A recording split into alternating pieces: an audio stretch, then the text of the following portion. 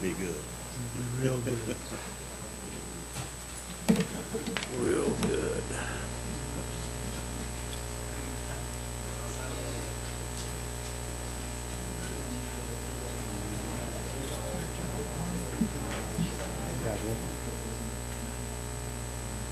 You ready? Yeah.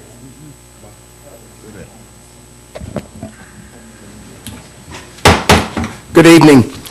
We'll call the Burlington City Council September 16th, 2014 meeting to order. This time we'd like to welcome all of you here tonight. We'd also like to remind you of any electronic devices that you turn them off at this time. This time we'll call on Council Member CeeLo Fawcett for tonight's invocation. Let's bow our heads in a moment of silence, please.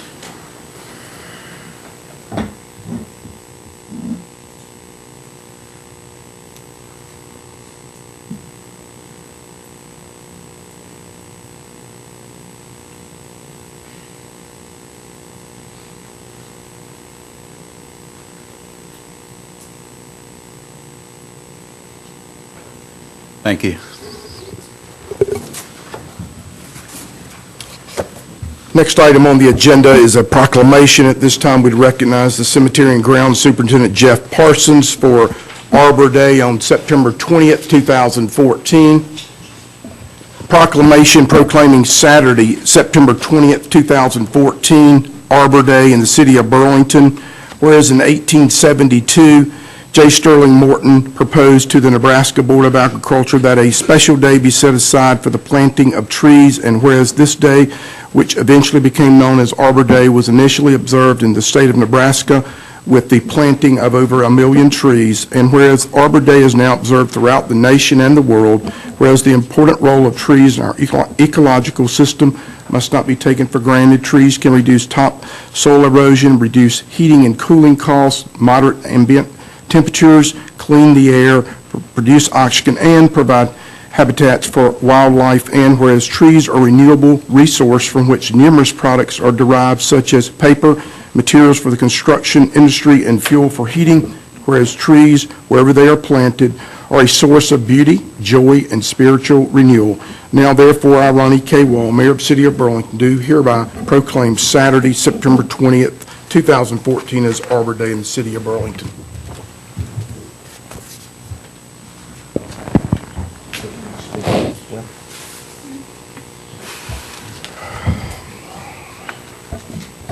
Thank you for that proclamation, Mayor and City Council, and we thank you for your support. It is nice to have a proclamation read for something so important to the City of Burlington with a full house here tonight. We purposely chose September 20th as our Arbor Day. In the past, we've had small Arbor Day celebrations, and we've had some folks come out and really enjoyed that. So this time we figured we'd have a full-on Arbor Day celebration. We are going to do that at the Burlington Carousel Festival. Wow. You will see a booth set up with our Tree and Appearance Commission, and we're going to be handing out information and brochures on how to properly plant and maintain and take care of trees. And I think we're not going to have to worry about a good turnout. As long as the weather holds, we're going to have one. We do have trees to give out. We're going to give out 20 seedlings. We have some cherry trees to give out to the public. So if you come by our booth and you come by early, come by and get a free tree, compliment of the New Leaf Society. This year has been an especially tough year, as you all know, on trees in the City of Burlington. We lost numerous trees and had a lot of damage done, and we are actually still in the process of cleaning up and working on the damage to our city trees. That's how much we had.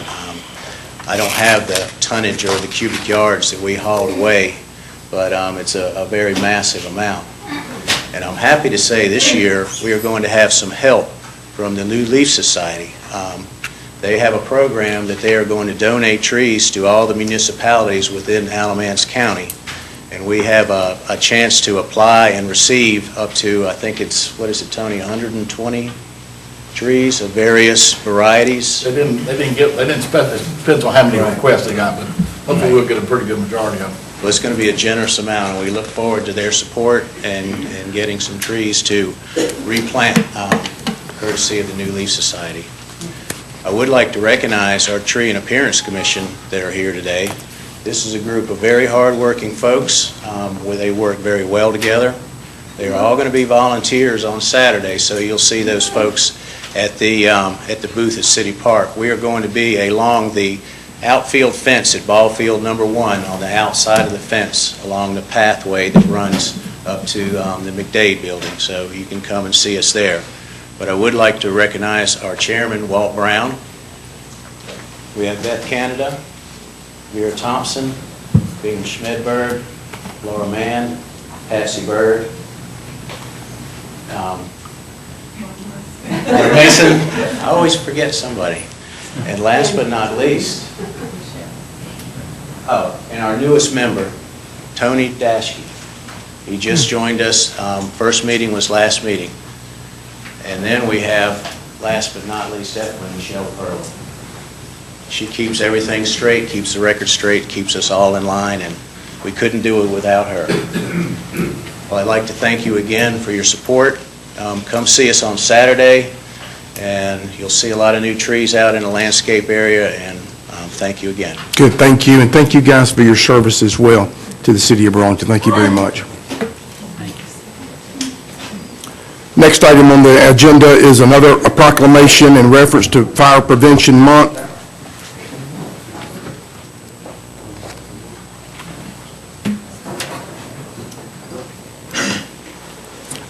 We'd recognize Deputy Chief Mike Willits and Captain Bud Cato.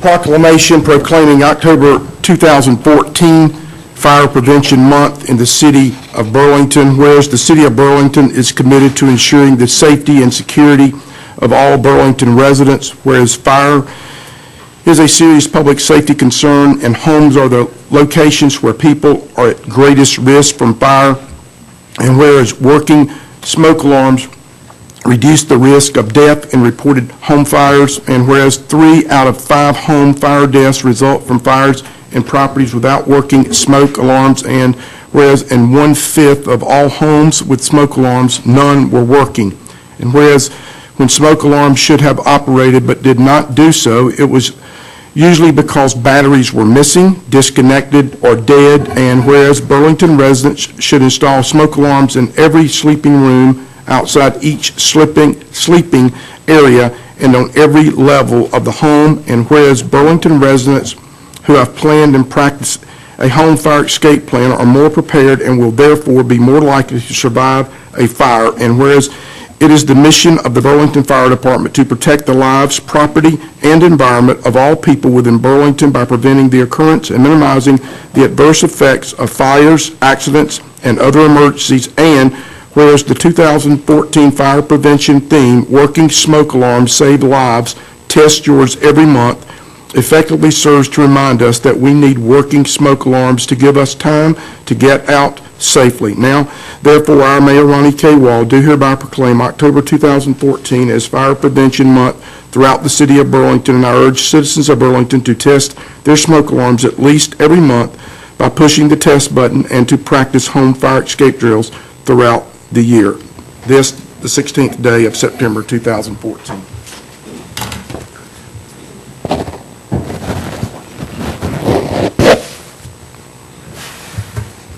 Mayor Wall and Council, I'd like to take a few minutes just to speak to you on something near and dear to my heart, and that is fire safety and fire protection of our citizens. In years past, we've always done this proclamation in the month of October, the first council meeting. But this year, we've got some special things planned for our citizens of Burlington. They're actually taking place prior to that first meeting. So we chose, and Chief Smith wanted us to be here tonight to have the proclamation presented, as well as Captain Cato is going to go over a few of those events we have scheduled for our community. But right now, something near and dear to my heart is fire safety. Today, I've been thinking about what I was going to say tonight when I realized Chief Smith wasn't going to be here. And I thought the most important thing I could say is use our experience in some things we've seen, and some things that affect everybody in this room. Some things that affect you, Mayor, Council, our staff, some things that affect everybody here, everyone at home watching, and that is fire safety. Captain Cato and I have been doing this for a combined total of 57 years, a little bit over 57 years, and we've seen numerous fires through fire extinguishment, suppression, fire investigations, and one thing that we've seen with fires is fires don't discriminate. It doesn't matter where you live. It doesn't matter if you live on the north side of town, on the south side, or the east side where I grew up, and Mayor Wall, you grew up, and others in here grew up. It doesn't matter if you live on the west side of town. It doesn't matter if you live in the downtown districts. Fire does not discriminate. We've seen hundreds of fires in our careers. Why? Well, the reason we have fires is because of us, human beings. Most fires occur. I'd say 95% of the fires we investigate have somehow, some way, there's human error involved. You think, well, I've never had a fire. Well, I don't even know. My neighbors have never had a fire.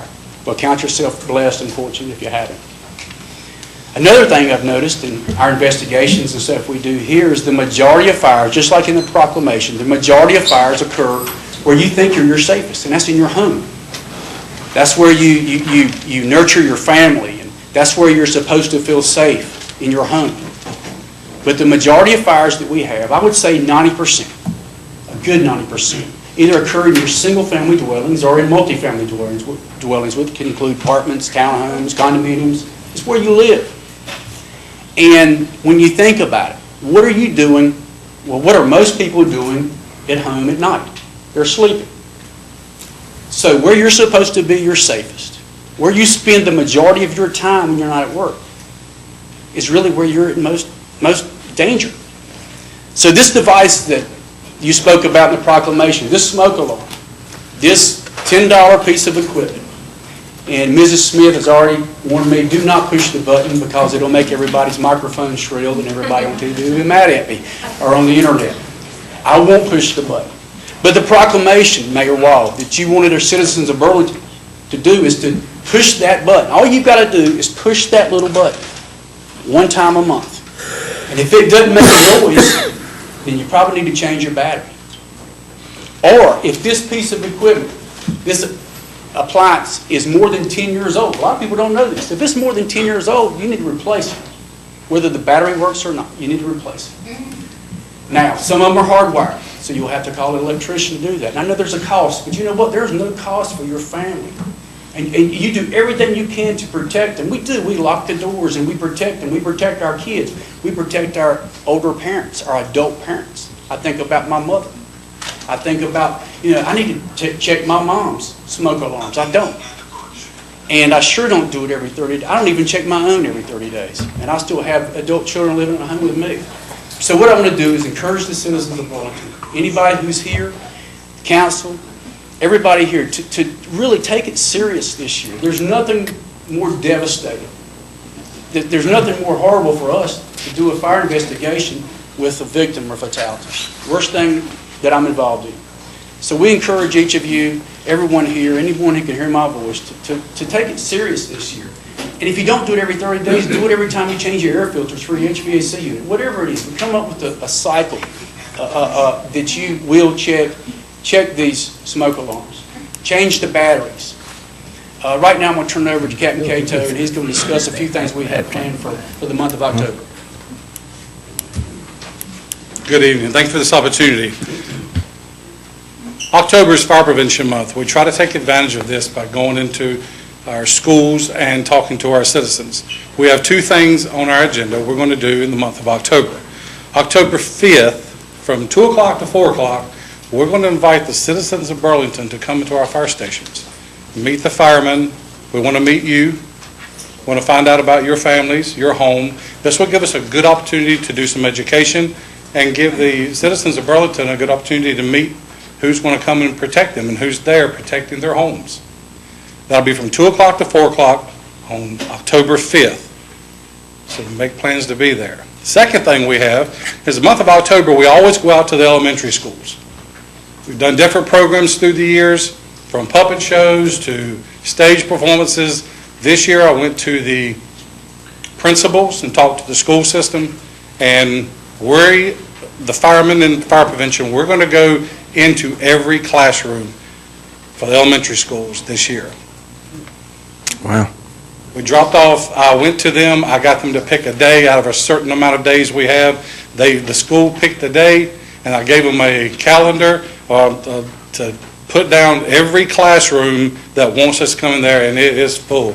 We've got full days from 8 o'clock to 3 o'clock of doing nothing but speaking to children. 5 of us are going to be going into 5 different classrooms doing the same program in 5 classrooms at a time. So we'll get through it the whole school that day.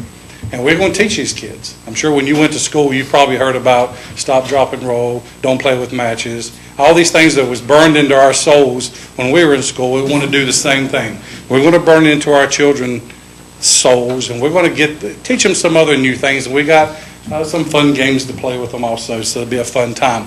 We're going to be spending about 15, 20 minutes in each classroom, and then we're out of there. We're not hurting curriculum. We didn't want to kind of mess with the teachers and their teaching. So it's going to be a fun time. I went and done inspections in the school in September, and I got a chance to talk to the teachers while I was in there doing the school inspection, and I did not have one of them that said they wasn't excited, and the kids wasn't excited about the firemen coming into their classrooms. So that's what we're going to do, and we're going to get a chance to speak to every class in the elementary schools in the city of Burlington. Thank you for this opportunity. Thank you. Deputy Chief Willits, congratulations on your son's recent wedding as well. Thank you very much. Thank you. Next item on the agenda is the Code of Ethics. This time we recognize City Clerk Renee Ward. Ms. Ward. Council Council, it is my responsibility to remind you of your duty to avoid conflicts of interest in matters that are before us. At this time, I ask if there are any potential conflicts concerning tonight's agenda items. Thank you. Approval of the minutes, September 2nd, 2014, City Council meeting. So moved. Second. Got a motion and a second. All in favor say aye. Aye. Opposed? Add-ons. Consent agenda item H, adopt Title VI assurances and policy and disadvantaged business enterprise program policy statements. New business, item 10, set a date of public hearing, 2474 Hopkins Road, volunteer annexation. Item 11, set a date of public hearing, 3728 Alamance Road, voluntary annexation. Item 12, set a date of public hearing, 3602 Harris Street, voluntary annexation. Item 13, set a date of public hearing, 1213 Gordon Street, voluntary annexation. Item 14, consider ACC connection transit system. Item 15, consider a moratorium on the no cruising ordinance. I move we approve the add-ons with item H and the new business item 10 through 15. Second. Got a motion and a second. All in favor say aye. Aye. Consent agenda. These items are typically non-controversial. If anyone has any questions about the following items, please let us know. Item 1A, to adopt an ordinance to approve the Traffic Commission recommendation to shift the existing 30-foot loading zone that exists on Front Street by the corner of Worth Street southeast along Front Street, a distance of 90 feet. Parking spaces will be created at the old loading zone location. B, to adopt an ordinance requiring the demolition of property located at 627 Cameron Street. C, to approve a carnival permit for Powers Great American Midways to operate October 8, 2014 through October 12, 2014 from 5 p.m. until 11 p.m. weekdays, from 1 p.m. until 11 p.m. on Saturday and Sunday. Carnival will be held at the Holly Hill Mall parking lot located on the southwest corner of International Drive and Ann Elizabeth Drive. All requirements have been met. D, to approve an agreement to extend a contract not to exceed $20,000 between the City of Burlington and Virginia G. Booker to complete updates to the City of Burlington Code of Ordinances through June 30th, 2015. E, Budget Amendment 2015-19, CDBG, reallocation of fund as spelled out in your agenda. F, Budget Amendment 2015-20, RICO appropriations is spelled out in your agenda as well. G, Budget Amendment 2015-21, Police Amon Edward Bryan Justice Assistant Grant Project Ordinance is spelled out in your agenda.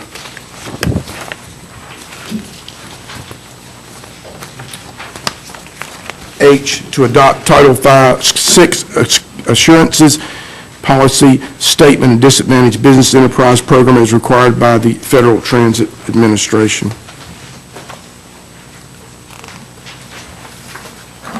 Move we approve the consent agenda. Second. Got a motion and a second. All in favor say aye.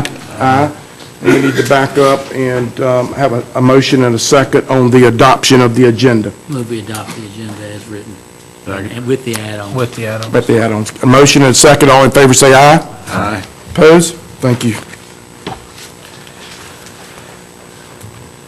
Leads us to unfinished business. 2, a public hearing has been continued to consider rezoning from CR Conditional Residential District and CB Conditional Business District to CR Conditional Residential District for the use of a 144-unit apartment complex. Properties are located at the intersections of Springwood Church Road, Springwood Village Drive, and Whitsett Park Road, as shown on Gifford County tax parcels 103312, 103313, and a portion of Gifford County tax parcel 103247, continued from August 19th, 2014 City Council meeting. At this time, I'd recognize Ms. Nelson. Welcome, Ms. Nelson. Thank you, and good evening, Mayor and Council. For this rezoning, as I stated last time, staff and the Planning and Zoning Commission have found this proposal to be consistent with land uses in the area and are recommending approval. The proposed site plan has received approval from the city's Technical Review Committee, which includes the North Carolina Department of Transportation. And is Mr. Sasser here? Mr. Sasser is here to speak on this matter. Okay, this time we recognize Mr. Sasser.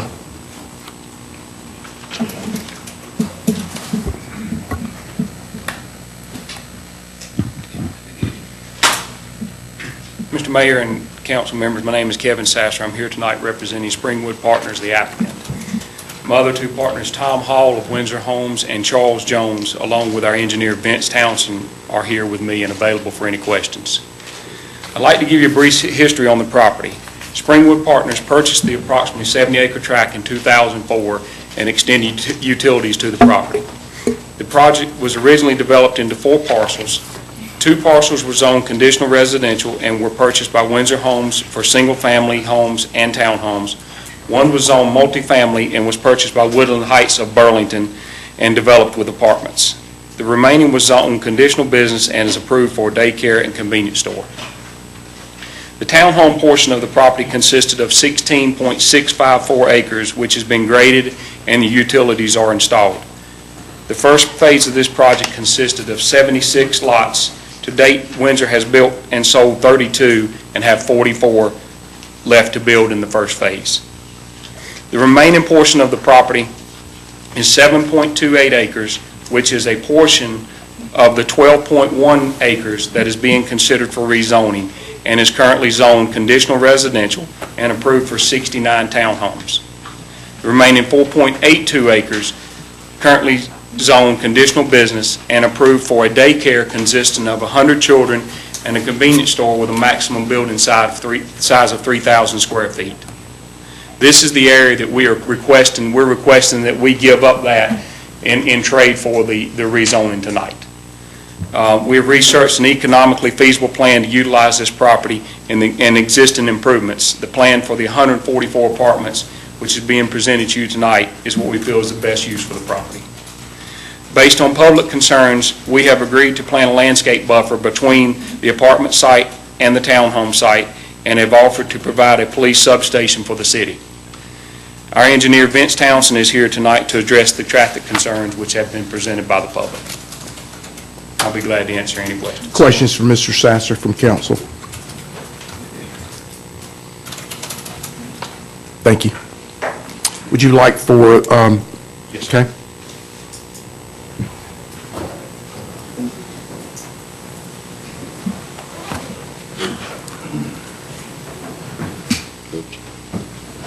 Vince Townsend, 7A Wendy Court, Greensboro, 27409. What was the last name, sir? Townsend.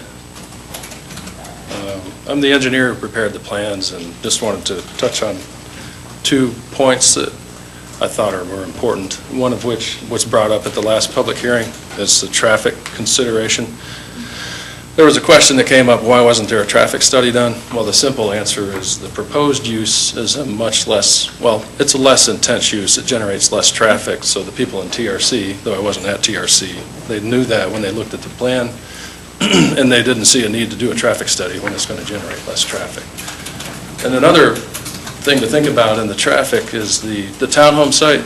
We're changing it to apartments, and all of the traffic will exit onto the main street, whereas the townhomes would have gone through the existing townhomes to get in and out of their site. So that's another roughly 600 trips per day that won't be going through the townhome site to get to their homes.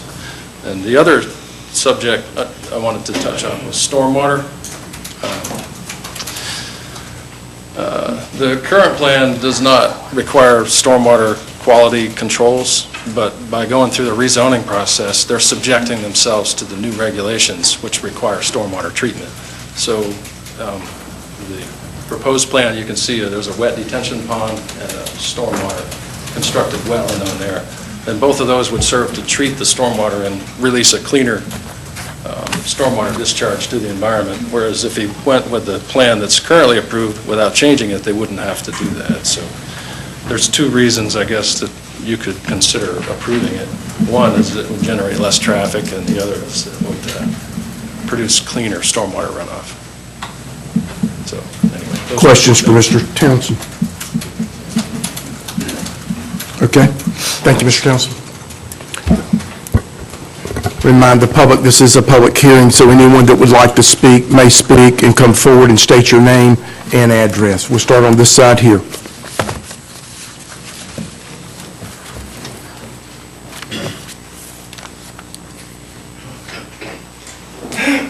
My name is Deborah Green. I live at 1505 Daisy Park Drive, Whitsett, North Carolina. I just want to thank each of you for extending and postponing our last meeting and taking the time to go out and look in our community and see what we were speaking of and our concerns that we've addressed with you in the previous meetings. So thank you for that. As a community member, I need to voice my concerns and protect my own interests and my own investments, and my home is my investment. And I understand that they've made an investment and it didn't go the way they originally planned for it to go, and so they're worried about their financial loss. But I'm worried as a homeowner and my community in its financial losses that it can incur due to having this apartment complex come into the area. And I have a petition here with 500 signatures of my neighboring communities and our community with the same voice concerns that I will leave with you this evening that states, that we're all concerned about that. Some of the things we were talking about and thinking in other terms is just a mile up the road is another development, Abbey Glen, who actually continues to, with no issues, sell their townhomes and their patio homes. They have different floor plans. I know Windsor, one of their floor plans is all two-story. Most people, or a lot of people who want a townhome, want a one-level home. They're older people who can't use stairs and can't get up. So probably part of their problem in selling their homes is probably that they've picked the wrong floor plan, and maybe if they go back and look at the floor plan that they've chosen and choose a new floor plan, they may be able to sell their townhomes also, or even consider doing patio homes instead of just jumping into the thought process of let's do apartments, it's quick, it's easy, we sell the property, which is what they intend to do, is what they voiced at the last meeting, so that they can just cut their losses. So I would put that to account that maybe they can reconsider something in that regards, a different floor plan that doesn't involve just two-story townhomes, so they'll have a bigger group of people that they may be able to sell their townhomes to. Let's see. I'm not going to reiterate all the things I concerned to you last time. You heard what my concerns were last time about the safety in our community. One other thing I do want to mention is the substation. Thinking about it and looking into it, researching it, where substations usually are. Substations are placed in communities that have issues. We don't want to have a substation in our community because that's going to be like an issue that's in our neighborhood. So we don't want to put a substation to combat the issues that the departments are going to bring to our community. We'd rather stop the issues before they occur. So a substation will actually decrease the value of our homes too, because it's an indicator that there's a problem in our community. So that's another concern I wanted to bring to you. I have a neighbor also who was not able to make it, and she just wanted me to bring a copy of the email that she sent to me to voice her concerns to you. Do you mind if I just bring these things to you? No, absolutely. So this is the petition, and this is the email, and this is the neighboring community who's selling still their patio homes and townhomes without any difficulty a mile down the street from our community. Thank you, ma'am.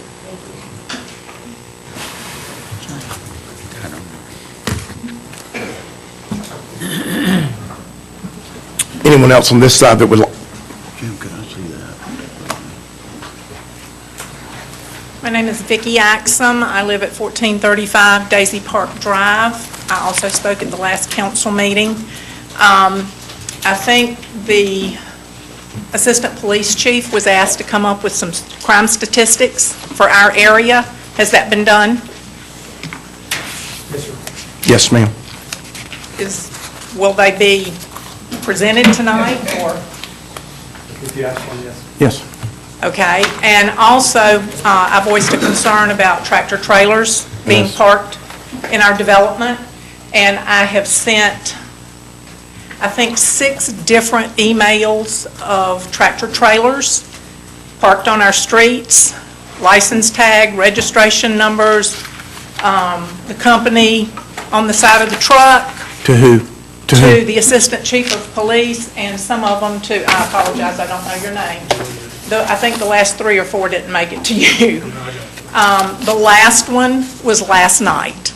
That's been since the last meeting, August 19th. 6 different vehicles parked that we feel like come from the apartment buildings. Anything else you want to add? We'll get to these 2 before the night's out. We hadn't heard anything, so that was my concern. We're going to hear it tonight. And the depreciation of my property. Yes, ma'am. I understand. Thank you very much. Anyone else on this side that would like to speak? Okay.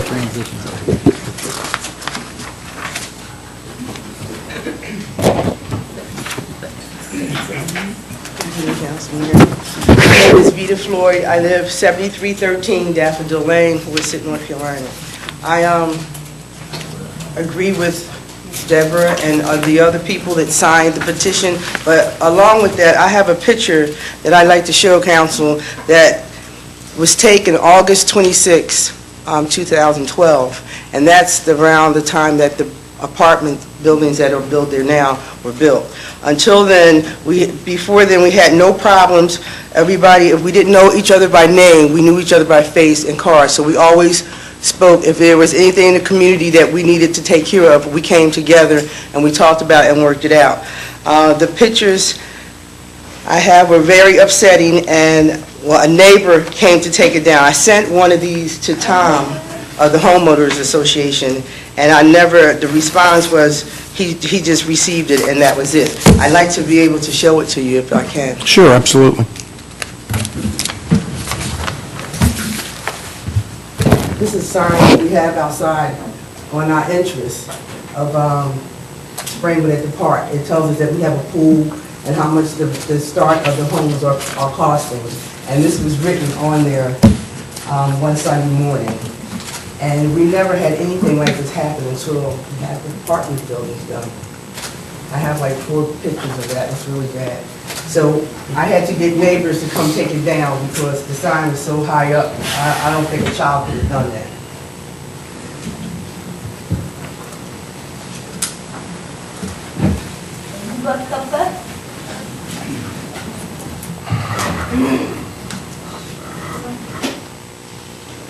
Wait, yeah, I'm sorry.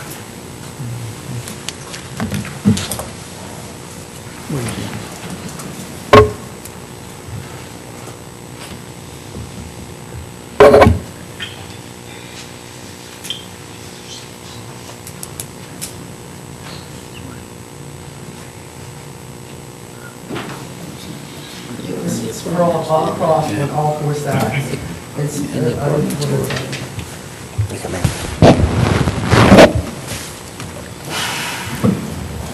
This is the main thing I wanted to say. And we're retired people. It's retired people for invested in homes. It's people with new starter homes. It's an investment. And we all agree that it would be more than anyone can endure for another 142 apartments to be built there. Thank you. Thank you.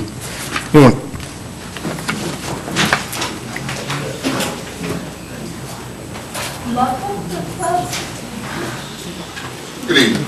My name is Stephen Way. I reside at 7731 Oliver Park Drive in Park Place Townhomes. I retired from the Navy in 2009. I took what savings I had and put it down on this townhome to purchase it. At the time, I paid $118,000 for it. I think the housing market crashed and we took a big hit, and it's now probably worth $80,000 maybe. So we've already taken a big hit. There's a lot of people over here and just sitting in these chairs over here is taking a big hit. There are some people over in these chairs right here that have had their houses up for sale. They can't even get anybody to look at it. We've got enough apartments over there. I'm familiar with Mr. Sasser. I went to school with him, grew up with him. Joined the Navy, as I said, in 2009, and I'd get a weekend here, a weekend there, come back home, and I'd hear about how successful Kevin was. Building homes in Stony Creek, grand, fine homes, building homes in Waterford. Last I saw, he had a big, was it 7, 8, 10,000 square foot over there in Waterford, homes. Just ungodly home. So congratulations on your success. I'm sure you made your family proud and everything. Meanwhile, we're getting over here. We put these apartments up, we can't even give it away. So I was sitting in my pool, relaxing.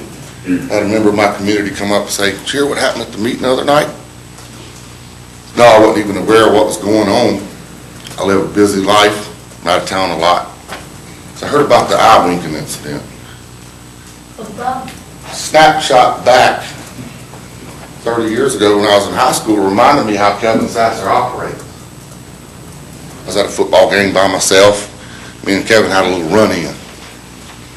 Next thing you know, I've got friends of Kevin's boys. Parents of friends of Kevin's boys coming up to me making sure that I know you don't mess with Kevin Sasser. So I'm just going to say right now, I don't know how many up there are Kevin's boys, but be rest assured, I won't be intimidated by it. None of it.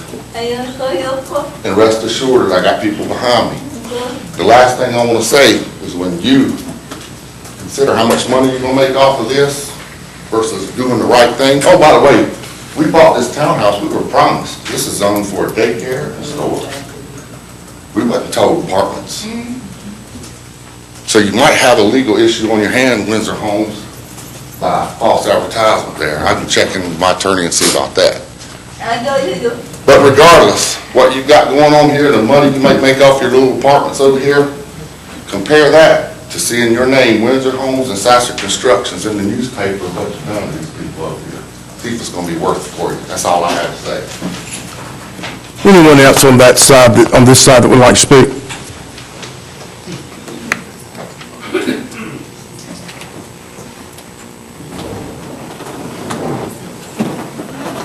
Anyone on this side that would like to speak?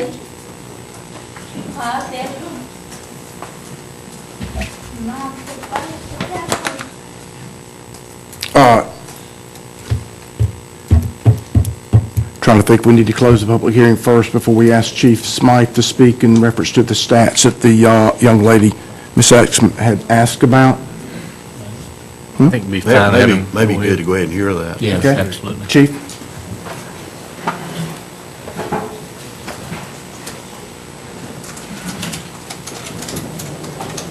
Mayor and council, thank you. We have a handout with some of that information. I'm not quite sure how many we have to go around. We looked at data from 2012, 2013, and year-to-date data for 2014, comparing 5 different apartment complexes with varying ratios of the number of apartments, from 119 is the low at Chase Apartments to the high of 279, I think, at Woodland. And, the data is really kind of spread across the board there. The higher bar number is the number of calls for service, and then the red bar that goes across is the number of reported crimes. So we might go for a noise complaint or a parking issue or something along those lines. It doesn't generate a police report necessarily. And then the lower number is the police reports. And for Woodland Heights, you can see that we had 13, 12, and then in 2014, only 3 criminal incidents. So it's not a mecca of crime by any stretch of the imagination. I think intuitively we know that when you increase density, you increase the calls for service, but that's not indicative necessarily of generating crime, that a location generally doesn't create crime, that an apartment complex in and of itself won't create crime. Certainly, though, we can impact calls for service and crimes based on management when managers don't screen appropriately their residents or tenants and don't hold people accountable for criminal violations. If they were to evict people when they break the law and not have them continue to remain in the community, those variables would drive up or pull down the crime rate over the long term. And so the mere existence of apartment complex in my 28 years of police experience is not going to create crime. It really drives towards what ultimately are the management principles that the company operates the premise on. And assuming you have relatively high rents, that you're attracting appropriate people that don't have criminal backgrounds and properly check them and, like I say, hold them accountable for their behaviors, then you're not going to have a significant amount of crime. The idea that people that live in apartments commit more crimes than people who live in single-family dwellings, I think is baseless. I don't know of any particular data that would demonstrate that by living in an apartment you're more likely to be a criminal and therefore overflow and have criminal activity in a nearby neighborhood. I don't know of any data that would suggest that. Questions for Chief Smythe? Chief, what was any checking in on as far as these 16-wheeler trucks? Yeah, that's what I was just going to get to. So as recently as last night, that particular vehicle, we were notified of its presence, went out, wrote a citation on that, made contact with the owner-operator, and he did not understand that he could not park there, so we're confident that at least that one for sure has been handled. The other corporate structure that was parking some vehicle there periodically, we again made contact with them. They're now aware, and we think that it's been tapering off and will ultimately cease to exist as a problem as we've been focusing on it. We're certainly relying on the neighbors to continue to call us and make us aware our patrols go into that area. But they're there all the time. So when you see a truck, call us and we'll immediately come out and take action. But I think we're on the downhill slide of that particular problem for the neighborhood. So we have been, Fair? Yeah, I mean, there's been 4 or 5 that I've reported. Sure. is it the same truck, ma'am, all the No, stipulations? there's Right. always different ones. So we're attacking the problem as aggressively as we can, and, the ordinances and parking requirements are in place, and we're taking action. So the communication lines are open between this young lady's email versus Assistant Police Chief? Yeah, Assistant Chief Kearns communicates regularly, I believe, and we're attacking that issue. Okay. Does this have anything to do with the truck stop? Is this overflow from the truck stop, or is it? We don't believe so. Is it people that, can you tell by checking licenses, tags, are they residents of these? It's a matter of running to the ground. The individual last night had a brother who lived in the area and parked there so he could visit his brother and then, get in his truck and drive away the next day, so. He has been there before. He Sure. stayed a long weekend. They go from the Right. to the apartments, Yeah. watch them. Right, and so he didn't know, and now he knows, and I don't think he'll be back. So it's Okay. that personal police contact. When we show them that we care, then they tend to go elsewhere. Okay. Any other questions for Chief Smythe? Sure, come forward.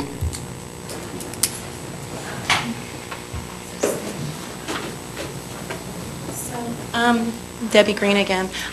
So I know the question was, for us, more about the crime rate that's occurred in our neighborhood, not as much in the apartments. Do you have the statistics on how the crimes have changed in our community since the apartments have come in? Because between the vehicles being broken into, vehicles being stolen, houses being broken into, vandalism, our pool being broken into, being vandalized, and stuff like that. Those were more of our concerns. There has been issues, we know, at the apartments at time. I don't know if this is true or not. I was just told by one of the neighbors a week and a half, 2-3 weeks ago, there was another shooting at the apartments. I'm not for sure because I was not able to look that up. But we're really concerned about our neighborhood, not really as much about the apartment. Do you have that statistics? That's what we were looking for. I didn't, I wasn't here 2 weeks ago, so I didn't get, I was under the impression that we were dealing with primarily the neighborhoods. Our neighborhood, yeah. Right, so crimes within a quarter mile of Wood Springs Drive, Woodland Heights Apartments for 2013. So there were 8 non-aggravated assaults, 1 aggravated assault, 2 vandalism, 1 breaking and entering, beating of another dwelling, 2 larcenies, a contempt of court, 1 other. My vehicle was stolen. I mean, we can drill into that. Yeah. There was no other shooting that I know of. So the one shooting was a drug-related shooting, a Right. home invasion from some Right. offenders from Greensboro that came and kicked in the door and got shot. We have raids online for any citizen to be available and aware of. Raids online, you go to that webpage and you can discover what kind of crimes go on in your neighborhood. You track those. You can even sign up for alerts. So if you're concerned about any of these things happening again in your neighborhood, we don't have a neighborhood watch there yet, do we? Yes. Yes. Okay, so we're working that. Okay. I don't know. I just see the sign. Yeah. Okay. So, those things come into play, so it's having a neighborhood watch is more than the sign, it's having meetings. Great neighborhood watch, he's around every time. And knowing each other and having everybody involved in those things, right? So we'll continue to work with you, Greg Turner, our outreach person for that, so we'll continue to make sure that we're doing those things to help keep you safe. I'll be happy to come out, my staff will come out to your neighborhood anytime you want for a public session to continue to discuss those problems. Crime happens in virtually every stratus of the economy throughout any neighborhood in Burlington and other cities. Crimes will occur, and that's why you pay for the police, and we're responsive to the best of our ability. We will always come out and take a report, investigate that, and work with you to try to reduce that. I don't think you live in a high-crime neighborhood by any stretch, but we can drill into that data more thoroughly with you and Because we've had a lot of issues, vehicles broken into and vandalism and stuff like that. We've had plenty, trust me. I would suggest, Chief, that Ms. Axum, that since she has email contact with Assistant Chief Kearns, that get her in contact with Staff Sergeant Turner. That way they can have a full-blown neighborhood meeting. And I just want to reiterate that we're not saying that people that live in apartments are bad people or that they're criminals, by no means. But when you create that many more people coming in, they have that many more visitors, and we all have people that we are related to that we may not be so proud of that may come in by and visit, and the more people that drive through and see your homes and see opportunities, that's where opportunities occur. And by adding another 144 units, you have another 144 families, and with different people coming in and out at all times of the night. And we do have people transitioning all throughout the night through this community now. now that we didn't have before. So I just want to reiterate, I'm not saying that people that Sure. are in apartments are criminals. They're transient, though. They're not a permanent resident. They don't have an investment in the community. And so when you don't have an investment in the community, it doesn't really affect you on how it affects the rest of us who do have a permanent home that are not transient. Good, thank you, Okay, ma'am. thank you. Thank you, Chief Smythe. Wayne, okay? There was one outstanding issue, I think, and that was a substation comment. Yes. So we've looked at that offer, and I think from our position, we would decline that offer. We have a beat office, if you will, at ARMC. We've got access to all the fire stations in the city, one not too far from there. And so with our geographical disbursements of our officers, I don't see any reason to have a physical location where we would be present in those apartments. So that's not appealing to us. So. Chief, one question. This data you said was within a quarter mile? The data on the charts that you're looking at is at those 5 specific apartment complexes. Okay. And what you just read was within, This short list that I'll be happy to pass on to you is within a quarter mile of that one apartment complex. right. Okay. So, but in a vacuum, I don't know that those numbers do you a great deal of good. Sure. There's not any comparative value My vehicle's not even listed on there. to that. Would that not also include, Excuse me? within a Thank you. quarter mile, would that also include the truck stop itself? Would that also include, some of the commercial? It would not. Down near the university? Quarter mile is pretty close, so. That's what I'm saying. No, I don't know that they're within that distance. I think they're further. Any other comments, questions for Chief Smythe? Okay. Close the public hearing. All right, move to close the public hearing. Second. Got a motion, second, all in favor say aye. Aye. Opposed?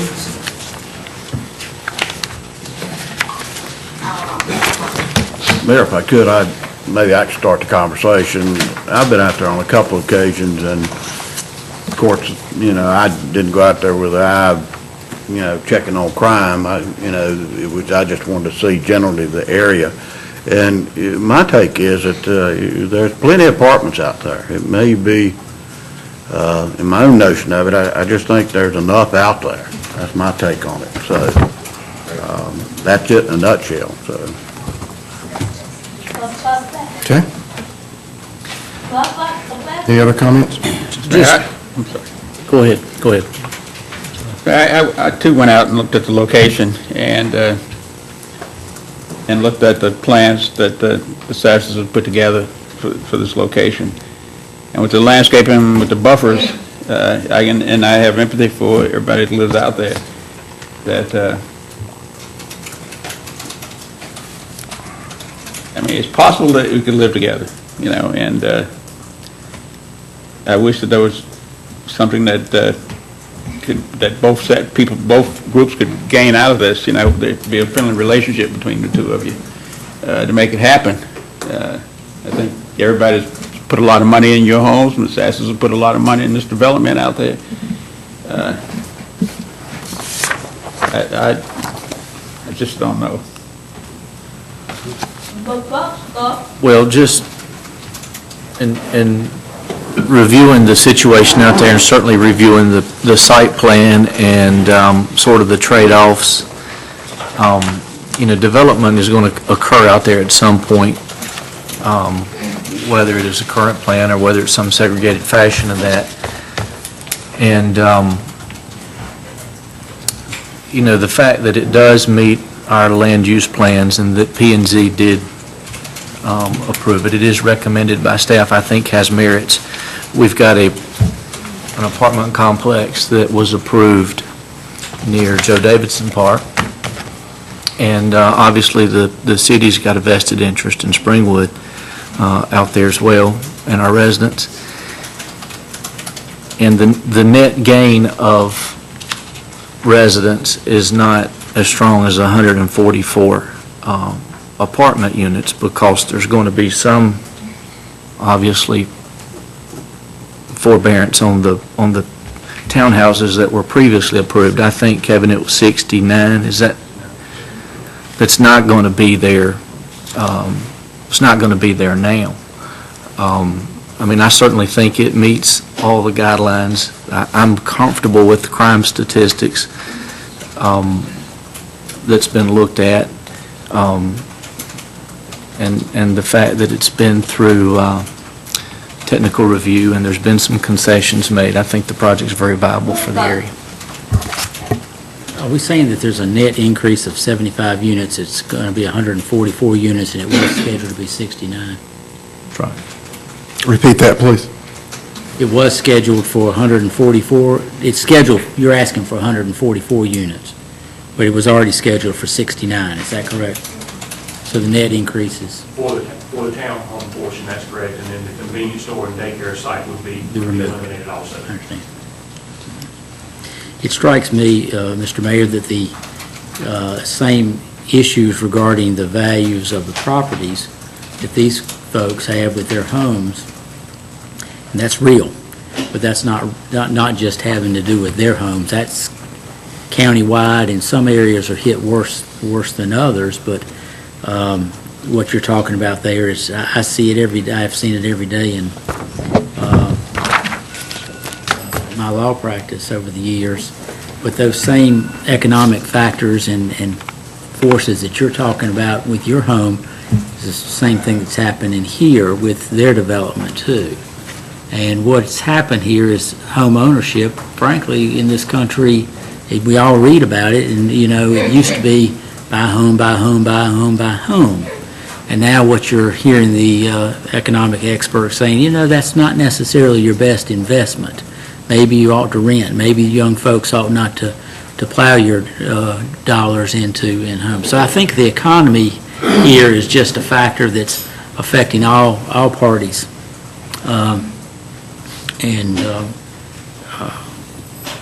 I'm not sure it singles out just those folks that have already bought homes here.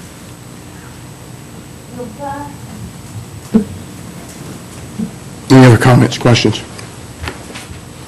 We'll close the public hearing. We've already done that. Okay. Mayor, I'd make a motion that we approve the conditional rezoning from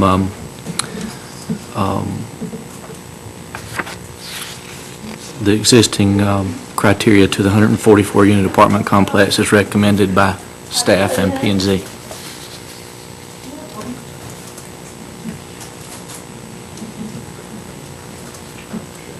I'll second it, Mayor.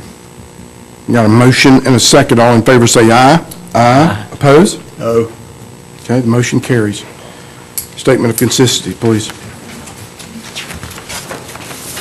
Mayor, I'll make a motion that we approve the statement of consistency that this city council finds the above amendments consistent with the city of Burlington's comprehensive land use plan, and that this action is reasonable and in the public interest, and the amendment is compatible with existing land uses and will provide for the adaptive reuse of the property being rezoned. Got a motion and second. All in favor say aye. Aye. Opposed? Next item on the agenda is item number 3. City Council will consider approving the request for Piedmont Authority for Regional Transportation in the amount of $217,000 for Section 5307 funds for fiscal year 2015 and to forward to the Burlington Graham MPO for its endorsement. This is continued from September 2nd, 2014, City Council meeting. This time we recognize Mr. Kirkman. Mr. Kirkman. Thank you, Mayor and Council. As you stated, this is continued from our last meeting. At that meeting, after some discussion, Councilman Butler had indicated he would like some time to get additional information about the request, and since then, staff has met with Councilman Butler along with Park staff to try to answer any questions he may have. As a reminder, Park's request for 5307 funds is for fiscal year 15 only, and does involve an expansion of its express route from Greensboro to Chapel Hill. That would include stops at park and ride locations in our urbanized area. The table on the screen is for a reminder of what the estimated 5307 funds is projected at this point, based on information we have from the Public Transit Division with the state. The recommendation from staff is to approve the $217,000 request and forward to the Burlington Graham MPO for approval. Scott Ryan with PART is here again this evening to help answer any questions you may have. Any questions or comments from council to Mr. Kirkman? Mayor, I just would like to make a comment. I do appreciate that the meeting that was organized and the staff with part. My concern was just sort of reflecting back on some of our previous conversations dating back to 2008 with regards to the ARA funding and the proposed, at that time, 3 park and ride lots. And I was concerned, obviously, about the financial status and how this would impact our 5307 monies and our needs to our capital needs moving forward, and then how things with regards to our fixed route would blend in with what PART was doing. And I'm fully comfortable with the plan, and I think that we had some good dialogue with some future planning, whereas we could shoulder up with PART on some things. And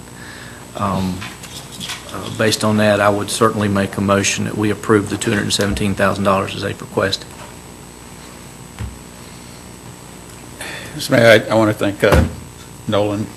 I had an opportunity to talk to him. I did have some reservations about it myself, and thank you for providing that information to me. We had a short time to talk, but I understand now what we need to do.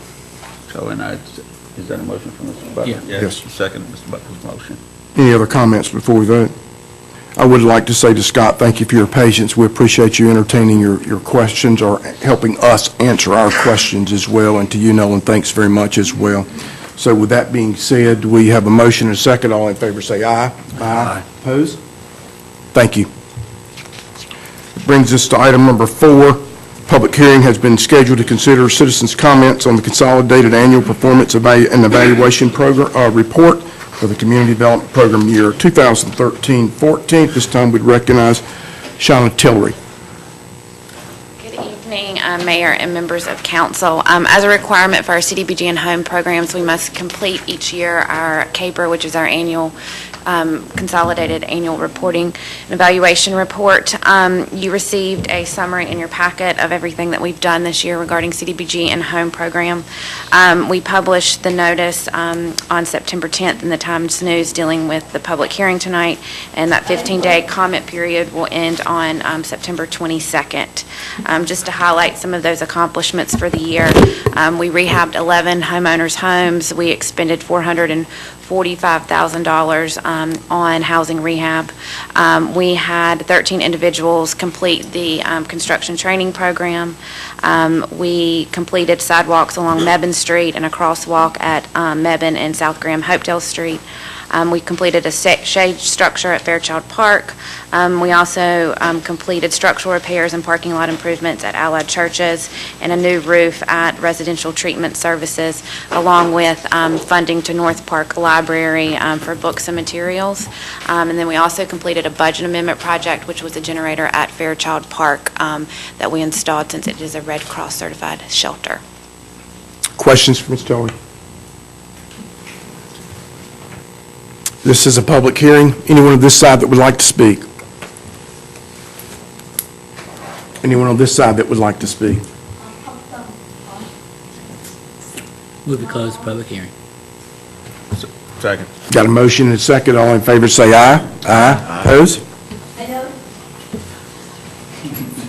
I move we approve the CAPR's report to the U.S. Department of Housing and Urban Development for this year. Second. Got a motion and a second. All in favor say aye. Aye. Opposed? Item 5, public hearing has been scheduled to consider an amendment of zoning ordinance text section 32.9, table of permitted uses, office and exhibition buildings. This time we'd recognize Ms. Nelson. Ms. Nelson, I lost my place there for a second, sorry. That's all right. Mayor and Council, this request for an amendment to our zoning ordinance comes to you from staff. We noticed that we had no place to locate an arts and crafts studio should one come to us. It's currently considered a common low-intensity use allowed in most every community in the country. It has unanimous recommendation from the Planning and Zoning Commission, and I can answer any questions you might have. Questions for Ms. Nelson? It's a public hearing. Anyone on this side that would like to speak? Anyone on this side that would like to speak? Move to close the public hearing. Second. Got a motion and a second. All in favor, say aye. Aye. Opposed? Move to approve the amendment to the zoning ordinance text 32.9. Got a motion and a second. All in favor, say aye. Aye. Opposed? Move that the city council find that the zoning text amendment is consistent with the city of Burlington comprehensive land use plan, and this action is reasonable in the public interest, and that the amendment is compatible with current land use practices. Second. Got a motion and a second. All in favor, say aye. Aye. Opposed? Thank you, Ms. Nelson. Public hearing has been scheduled to consider rezoning from R9 Residential District to O&I Office and Institutional District. The property is located at 2205 Lacey Street, as shown on Alamance County Tax Map 12-15, Lot 96. At this time, I'd recognize Ms. Nelson. Thank you again. This area is transitioning from residential to more intensive uses, primarily office and institutional.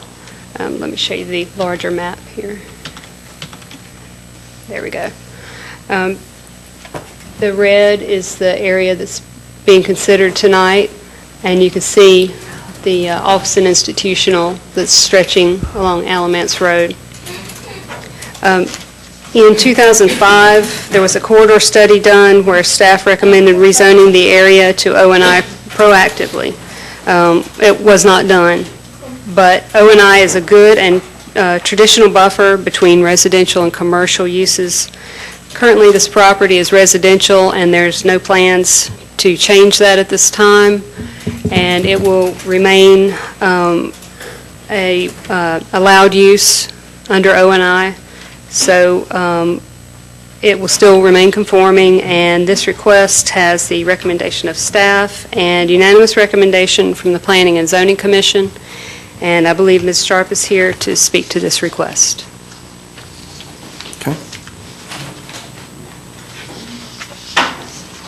Thank you, Mayor and Council. Yes, I was asking for that piece of property to be zoned O&I along with residential. As you can see, everything around me is just kind of consumed me. So I think for the best use of the property to zone it O&I. Okay. And your last name was? Sharp. Any questions from Ms. Sharp? Okay, thank you, Ms. Sharp. Anyone on this side, this is a public hearing, anyone on this side that would like to speak? Anyone on this side that would like to speak? Make a motion that we close the public hearing. Second. Motion is second. All in favor, say aye. Aye. Opposed?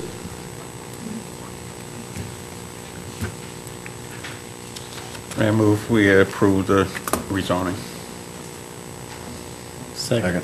Got a motion and second. All in favor, say aye. Aye. Opposed? Statement consists of the city council finds that the above amendment is consistent with the city of Burlington comprehensive land use plan, and that this action is reasonable and in the public interest, and that the amendment is compatible with existing land uses and will provide for the adaptive reuse of the property being rezoned.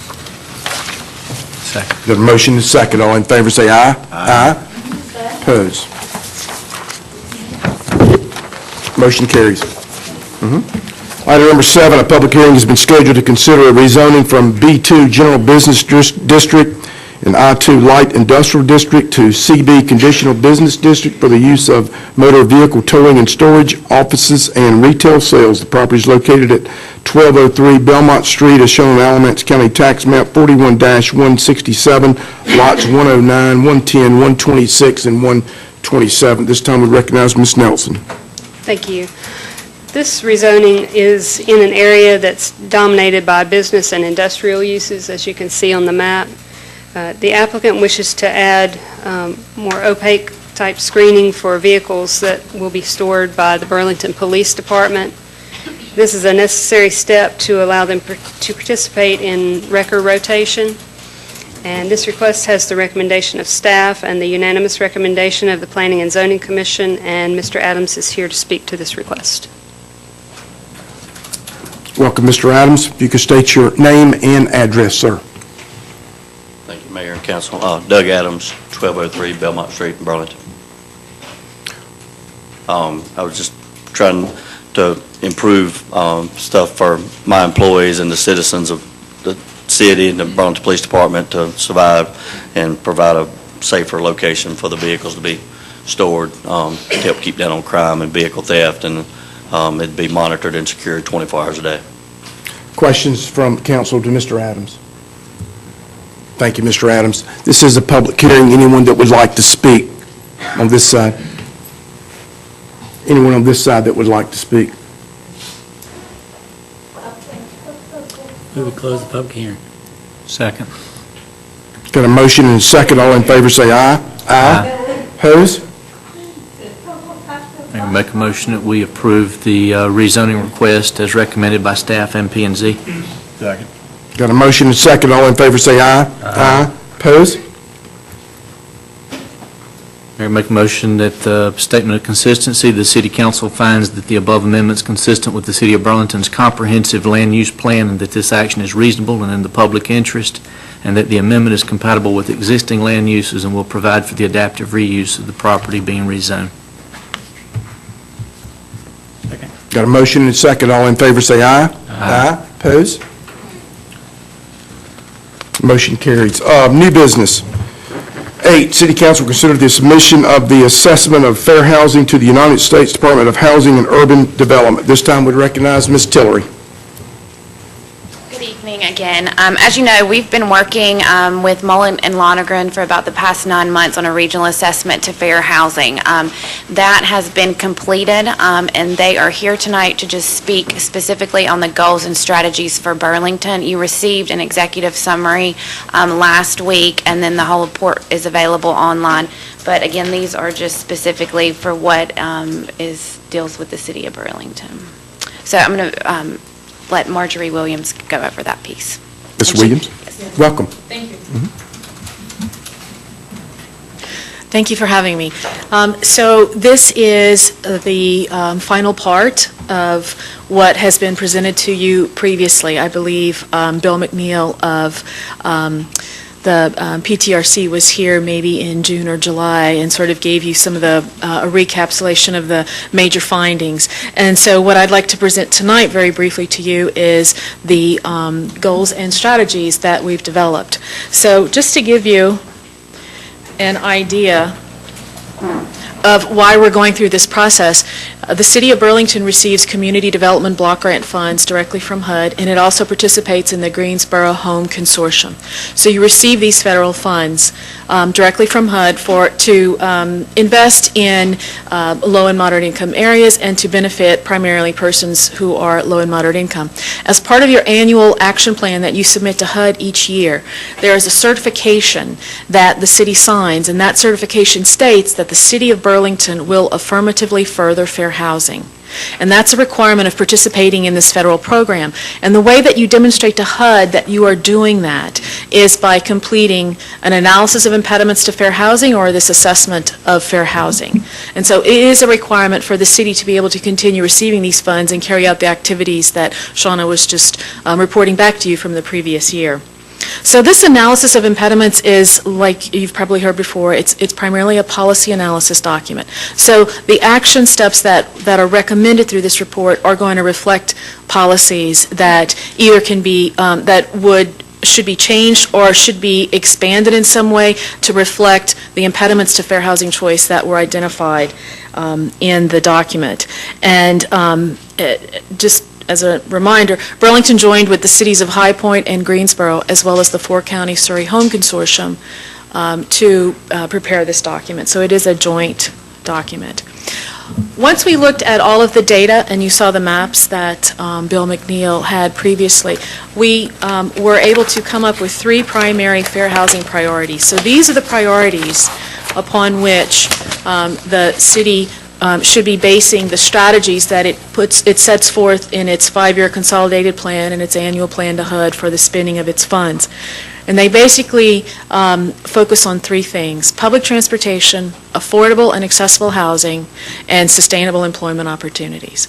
So when you think about fair housing, it's far more than just a housing issue, but it's really fair housing choice. And what kind of choice do members of the protected classes, according to the Federal Fair Housing Act, have in terms of accessing public transit to get to employment opportunities as well as community assets in Burlington, such as quality schools, safe neighborhoods, parks, recreation, whatever services you have.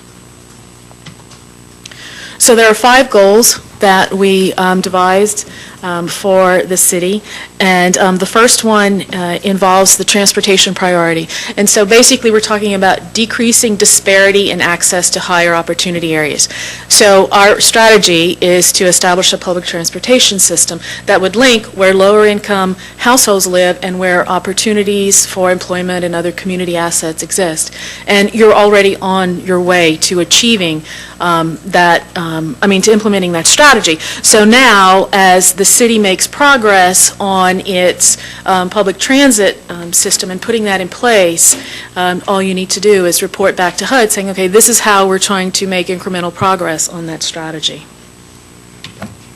The second goal is to expand affordable housing opportunities in higher opportunity areas. So one of the maps that you would have seen previously was a map that had some red areas and some green areas. The green areas representing higher opportunity, the red areas representing lower opportunity. And really the crux of fair housing is expanding affordable housing opportunities so that persons can live in higher opportunity areas, should they choose to do so, but also providing that public transit. So even if they choose to stay where they are, they also have the opportunity, though, to access other community assets in those greener neighborhoods in the city. And so one of the things that we're recommending is to, when possible, consider using your home funds, which don't have that geographic limitation that community development block grant funds have. You know, those, you're more restricted into where you can use those funds for low and moderate income neighborhoods. But your home funds aren't as geographically restricted. You can, as long as they're benefiting low and moderate income households, you can use them in other areas. And the challenge here, though, for the city of Burlington is that you don't get very much home funds. And so in discussions with Shauna, she was saying, you know, we get developers, but they want $500,000–$600,000 to assist in constructing some affordable housing outside of our traditional low and moderate income neighborhoods. And you just don't have that funding available. And the way I understand the state of North Carolina's funding resources for affordable housing are very limited, more so than other states. So that's going to be a hard strategy to implement. What HUD is looking for, though, is that when there is the opportunity for you to invest in affordable housing opportunities in those higher opportunity areas, that to the greatest extent possible, you take advantage of that. And it might be something that you're not able to do. What we're putting it on the table so that it is considered when there is an opportunity and when that amount of funding you receive could be sufficient for that purpose. The second strategy is market-based density bonuses. So, for example, when there is market rate rental properties being developed, if there is an incentive for developers to set aside some number of those market rate units for affordable housing for lower and moderate income households, rather than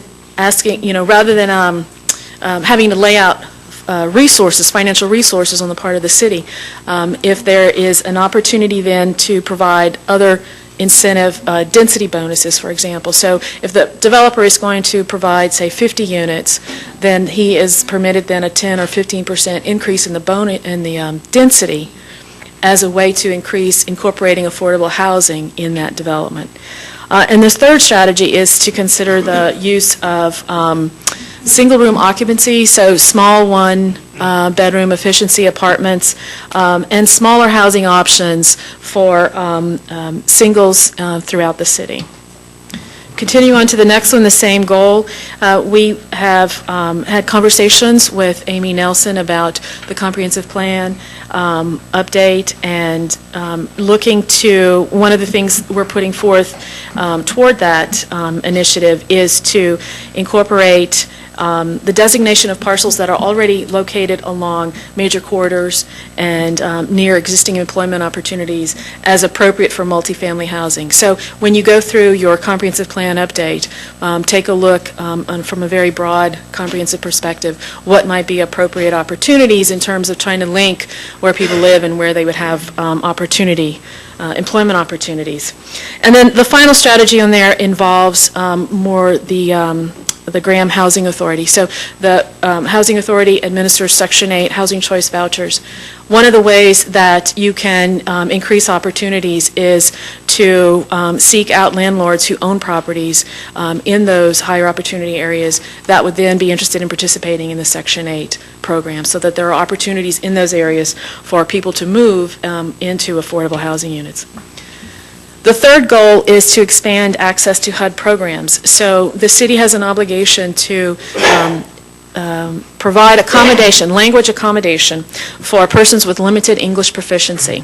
And because the population in this area, not only in Burlington but throughout the Triad, is diversifying, and there are individuals who are relocating to the area with limited English proficiency, there needs to be some way that the city can accommodate them. So if they're coming in to inquire about maybe the housing rehab program, there is some protocol in place on the city's part that knows how to provide them information and even assist them with applying for participation in a program or service. And Sean has informed me today that this is something that's already underway. The fourth goal is to increase awareness of fair housing among all residents. So what we tend to find is there are a higher number of housing discrimination complaints in areas where there are very active organizations that provide fair housing education and training and enforcement through testing. And so one of the best ways, and what that means is that people who are discriminated against then know that the action that just occurred to them is discrimination, that discrimination is illegal, it's against the law, and that there's recourse and what they should be doing. So who they should be filing the complaint with and what that process is. One of the best things that the city can do in terms of sort of buying fair housing insurance is to provide fair housing education to elected officials, individuals that are appointed to boards and commissions that deal with housing and housing-related issues, such as your planning board, your zoning board, city staff, city department heads, and then reaching out into the public in terms of private landlords and the general public. And this is something that the city is already implementing as part of its fair housing requirements. And the final one on this particular slide is to seek out immigration populations. Again, it's very important that people who are moving to the area, who are new and may not understand what housing discrimination is, that they are informed as well, so that they know what their rights are and they know what to do if they are discriminated against. Goal 5, improving the physical environment of the lower income neighborhoods. And this is something that you're already doing because you're investing your community development block grant funds in your lower income neighborhoods. And the home money that you're getting, Shauna informed us, there are opportunities outside of those low and moderate income areas to provide rehab services to homes that are not located in your low and moderate income areas, and that we would encourage you to continue. So these strategies basically involve working toward housing rehab. So a lot of the housing that is in your low and moderate income neighborhoods comprises what would be considered your existing affordable housing stock, and so preserving that is one way to maintain the affordable housing that you do have. And on the final slide, homeowner, homebuyer financial counseling. One of the things that we did reveal in the analysis is that even controlling for income, minorities are denied mortgage loan applications at higher rates than white applicants. And while a lot of that responsibility rests on the part of the lenders, well, one thing that you can do is provide homeownership counseling in terms of trying to educate people, first of all, whether or not they are even appropriate for as home buyers, and what kind of mortgage product might be available and appropriate for them. And then finally, strategy 5 is to give preference to providing CDBG assistance for public facilities and infrastructure in these low-income areas, which you do. So just to let you know what the next steps are very quickly, it's being presented to you tonight for a consideration. The document will more than likely be submitted to HUD. It's looking more like toward the end of October, once all of the other 2 cities in the Surrey Home Consortium give their approval to it. Our firm is also working with the city to prepare the 5-year consolidated plan. And so this document and the strategies in it will help to inform the strategies that we incorporate in your consolidated plan. And then just as Shauna did tonight, a year from now, she would report back to you on the progress that was made. Questions for Ms. Williams? Ms. Williams, it sounds like our staff is already right on target.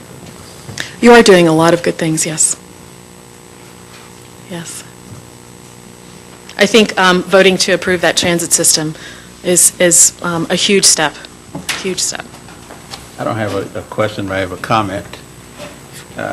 In reading your report, it's a little upsetting to me by reading this, by being a minority, to see where all the activities are happening in North Burlington and East Burlington.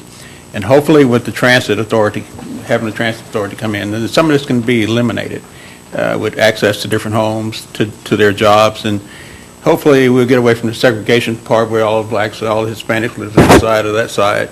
I think that's, I mean, just reading and it sort of upsets you in a sense. If you read this and you know where the areas are, and we know where the areas are, that to make life easier for those residents in those areas, that, but it's going to take those people coming out too to help it. You know, the city's going to do their part, but the residents have got to be able to do their part as well. They've got to be able to step to the plate to assist themselves, to help themselves out. Grab yourself by the bootstrings and straps and come out and do these things. Look for better opportunity. I just, sometimes I get upset about having to put all the liability on the cities to do these things, when it's up to the residents to take part in this type of action to make life better for them.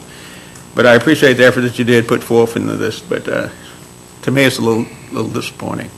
But I appreciate it. But it gives me an insight on what this council and the city has to do to make Burlington better. And I think we've got a group that's willing to do that, and our staff is going to do it, and we're going to do it. So thank you. You're welcome. Any other questions or comments for Ms. Williams?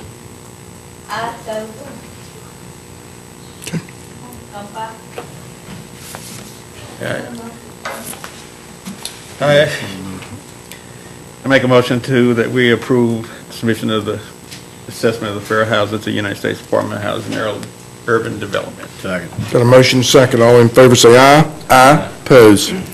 Motion carries. Number 9, item 9, City Council consider a request to sell beer and wine at an Alzheimer's fundraising event, Hope on the Water, being held at Lake Kamak on October 4th, 2014. At this time, we'd recognize Mr. John Black. Mr. Black, welcome.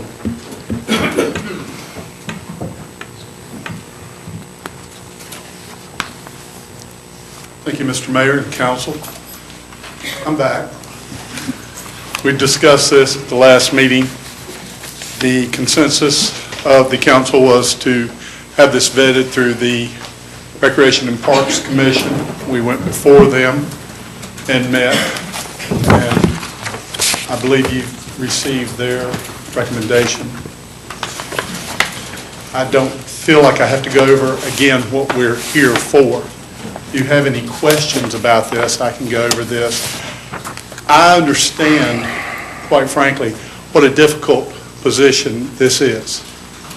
And I told this to the Recreation and Parks Department also.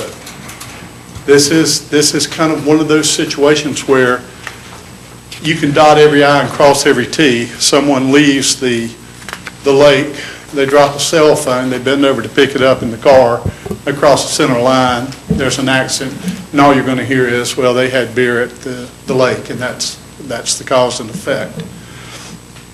I told the Recreation and Parks Department, I think there's a litmus test here. question is, what if some motorcycle gang wanted to come out and have beer and alcohol at the lake? What would you do?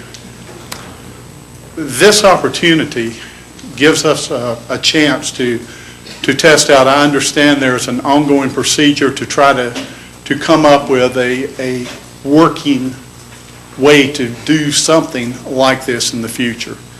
Well, what we've done, we've tried to set the bar high enough. The one thing, gentlemen, I want you to understand, the last thing that I ever want to happen is for something to follow after this and you go back and say, well, we tried that with the Alzheimer's Association and they just dropped the ball.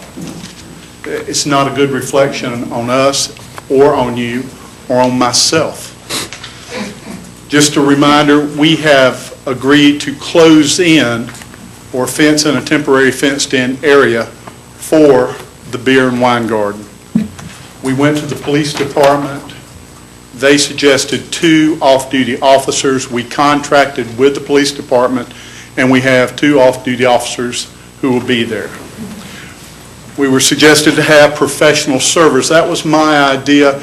You cannot take common people like myself and entrust them with the responsibility of serving alcohol. Okay, it'd be like 1 for you, 1 for me, 1 for you, 2 for me. It's not done that way. We have contracted with Johnny Bakatosh using his alcohol license and professional servers. It will be upon them to determine whether or not someone can purchase. Wristbands, we went into that. The idea is that we will predetermine age so that you cannot go in there underage and purchase alcohol. Then we decided on an early cutoff. The last band starts at 7, goes to 7:45. At 7:15, we cut off sales. And lastly, and more importantly, is the insurance factor. Our professional server, Johnny Bakatosh, I spent time today going over his policy, making sure that it meets the guidelines for the city, that the city is named as an additional insured, that we have the waiver of subrogation for him. And his insurance policy is probably the most important because he's the one serving them. Also, the Alzheimer's Association is purchasing a general liability policy and a liquor liability policy also for this event, also naming the city as additional insured, also offering the waiver of subrogation under the GL and the liquor liability. So bearing this in mind, our feeling is we pass this litmus test. I feel sorry for anybody that follows us because it's very difficult. I've spent 32 years in the insurance industry just trying to get all the proper wording done. It's kind of a difficult situation if you're not in that arena. So once again, we propose this to you, and I'll take any questions. Questions from Mr. Black from council.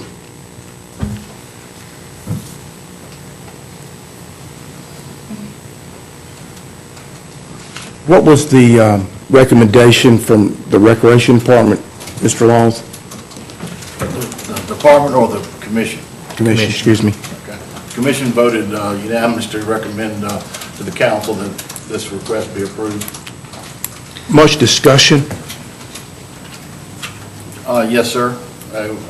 Mr. Black was there and one of his other committee members, and they made a very excellent presentation, and there was a lot of call back and forth after he had finished his presentation, questions and so forth. And on behalf of the commission, since none of those members are here, they were very satisfied with the process that Mr. Black and his committee have gone through to make sure every base was covered.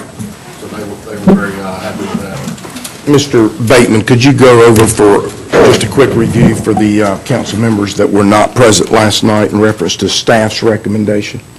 Yes, Mr. Mayor, a staff committee that was composed of public safety, planning, recreation, and legal, and the city manager met and discussed not only Mr. Black's request, and which is for a noble cause.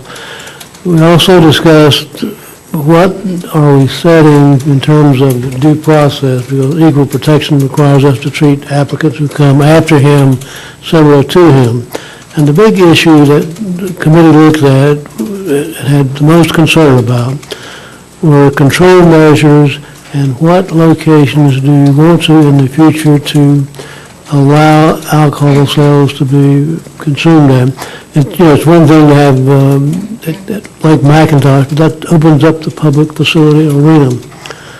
And the concern of the committee was that the purpose behind the liquor licensing laws, as Mr. Black knows, is when you have an event license like this, it's really an extension of an on-premise license, which means that you got to ensure that the product is consumed on premises, and that on premises, of course, is expanded somewhat when it's an event such as this. We did not have the benefit of his application at the time, so the beer garden idea was not presented to that committee when we met, which is an excellent idea, incidentally, if the council moves forward with this. But our real concern was setting a policy. We spent a lot of time as a committee this past year coming up with the parameters for downtown events, and one of the big concerns was the use of alcohol and the public policy implications that it has. And the control measures were the vital signs. As Mr. Black alluded to, the committee's recommendation was that the council commissioned the staff to do a comprehensive study of all of the city facilities and make a determination as to which facilities could or could not be considered and the control measures that would have to be in place. We did not feel comfortable saying that we'll approach this on a piecemeal basis because that leaves too much subjective analysis when really it needs to have some objective analysis done on each location. We're not really saying yea or nay to Mr. Black's proposal, but as a general proposition, our committee felt that we should prepare for the council's consideration a comprehensive. It's a major step once we start moving forward with consuming or providing alcohol in public venues. And we felt that it really deserved more discussion, more study of each venue, and identification of areas that would be appropriate and those which definitely would not be. For that reason, we've made a recommendation that this request be denied because it does not have the benefit of being part of a comprehensive policy. So the committee is going to take a look at developing a comprehensive plan and bring a recommendation to council for all of our facilities. That's what we would like the council to commission us to do, yes. So obviously, in doing so, in creating a comprehensive plan, I think there's going to need to be a jumping off point that if alcohol is served at any facility, how we do that, how we regulate that, you know, the type of law enforcement that are there on contract, paid for by the petitioner, is all important. It appears to me that this would be a good opportunity based on the amount of research and effort that Mr. Black's groups put forth to put together a pretty good plan here, that the committee we maybe approve this and let the committee study this as kind of a litmus test on what we need to do or how it needs to be done, and see if there are any issues that arise, see if there's any things that we didn't take into consideration, and then move pretty expeditiously at creating a comprehensive plan so that everybody knows what the rules are and we don't have to do this piecemeal moving forward. Just like everybody's thoughts on that. You know, I agree with that in part, but, you know, I guess the staff is coming out in me, and I know just from my own personal experience, should there be an incident, that the city would be a named defendant, you know, because we're the deep pockets. I'm concerned about the liability. My heart tells me one thing with respect to your request. My training tells me another. I'm concerned about, you know, maybe the potential liability. I would ask, could you have the event without selling the beer and wine? I think absolutely the answer is yes, we could. Yes, sir. I think that also, Mr. Ward, in a consideration of this, in a controlled area, a small fenced-in area, as opposed to something like downtown where it's pretty much wide open, or like the upcoming barbecue where a street is blocked off for this.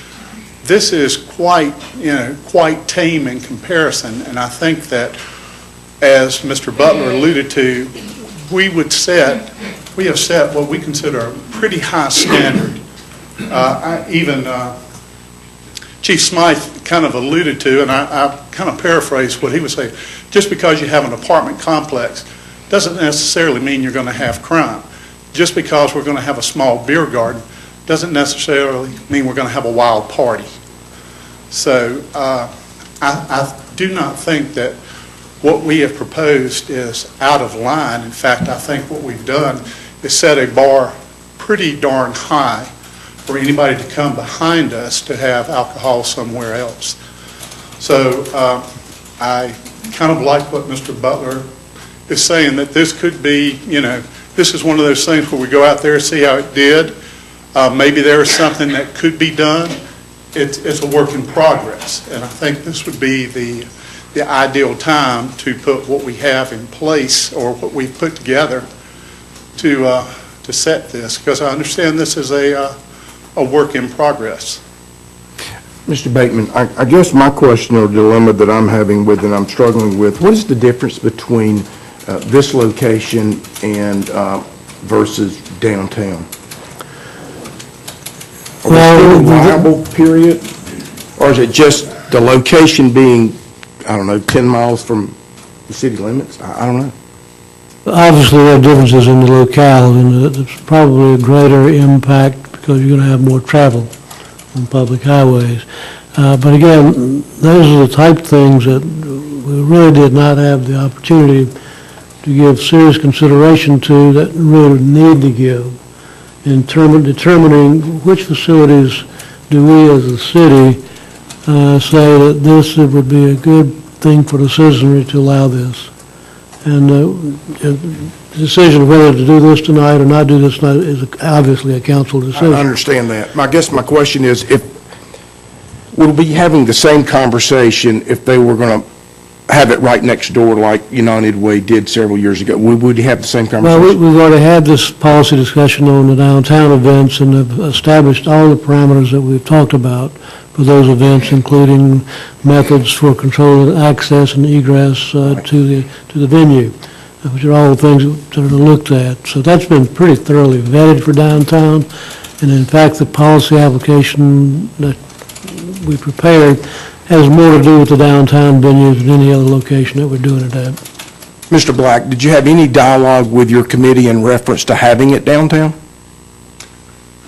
Once again, Mr. Mayor, I'll go back to the last meeting when we first discussed this. It was supposed to be, the initial program over a year ago was for a fundraiser for Lauren Wilburn. Trying to get the bands together for that. It was like herding cats. We went to the Paramount Theater and had Mike Cross come in and do a concert. When we were in discussion with Mr. Laws about the locale, one of the things that came up, and as I brought up last time we met as past chair of the Recreation Parks Department, I wasn't myself aware of that venue, that lovely location that, is out there and available. And we thought that this would be a good place to showcase not only that venue, but to have a fundraiser for the Alzheimer's Society. So it was kind of like I'll scratch your back, you scratch mine. It seemed like a win-win at the time. Okay. Any other comments from council? I would just make this. I fully appreciate, what you're doing and for the Alzheimer's Association. And again, like I said, I've been personally affected by it, by members of the family. And it is in no way, whatever, I vote. It doesn't have anything to do with how I feel personally about that. I'm fully supportive. But I am concerned, about the liability, and I think probably a comprehensive policy ought to be in place. I would ask that you, consider, having it without the beer and wine, or another venue. But anyway, I certainly appreciate what you're doing. We Thank you very much. appreciate your support, Mr. Ward. Thank you. Chief Smythe, do you have any comments? I would, if that'd be appropriate, just a quick comment. Sure. I just would like to express a word of caution from the police perspective. I heard the gentleman speak about 2 officers, and I'm confident that wasn't our recommendation, that they had a budget, and that was what was requested of us. We spoke about this at length today. They expect 200 to 300 people, but they're going to sell 400 tickets that are for carloads of people. And they could, you pay me to what if. They could have 1,600 people there. 10 miles outside the city, my ability to get back up to 2 officers in a remote location is pretty difficult. So if it were to be approved, I'd like it to be not with the understanding that it's just 2 officers, but that collectively staff would have the ability to look at the site plan and make some other stipulations on what that looks like so that we can keep people safe. Also, I would like to add, whether the council chooses to allow alcohol or not, that they approve the event based on them. I know Mr. Black has been working very diligently on getting all the insurance policies, and there were some changes that he needed to make today, but approval from getting those policies, which I know. Sure. Isn't the issue here really a matter of procedure, Mr. Bateman, here? Well, this one's kind of cart before the horse. We may very well turn out to be just fine, but the timing of this is just such that if we're going to treat everyone out of the same ladle, we got to figure out what the ladle looks like. That's well stated, Mr. Hoffman, and that's well stated, because that is the problem that we as a group saw when we discussed it, is the lack of an opportunity to fully set out the parameters that would be safe for the community and be safe for the event. I have no doubt that some of the things, Mr. Black, that what you're suggesting are exactly what the staff will probably land on in the event that it approves or makes a recommendation to this city council later on, including that beer garden approach where there's a confinement there. Those are all things that very well may be what this staff recommendation comes back to this city council with. I just think that as a matter of policy, I think you got to treat everybody, serve them out of the same ladle, and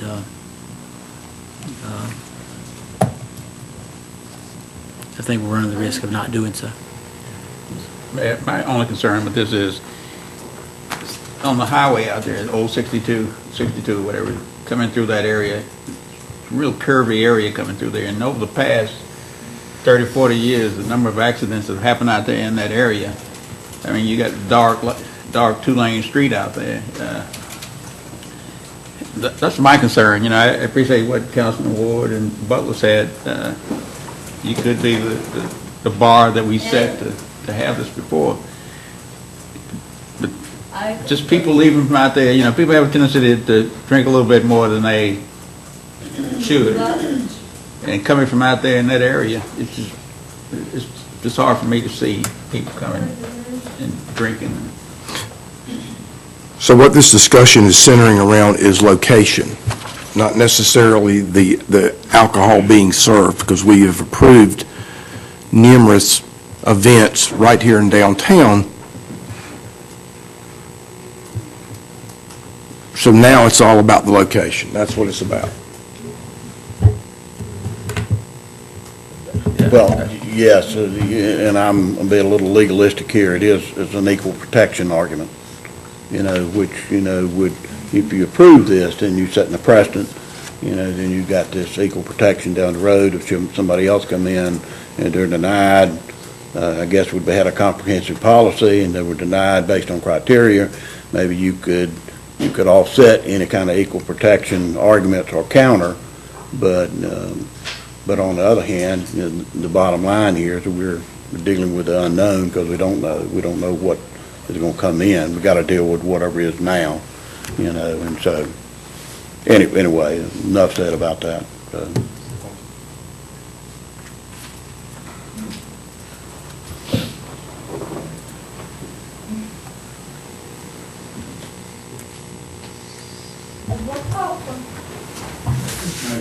Sure.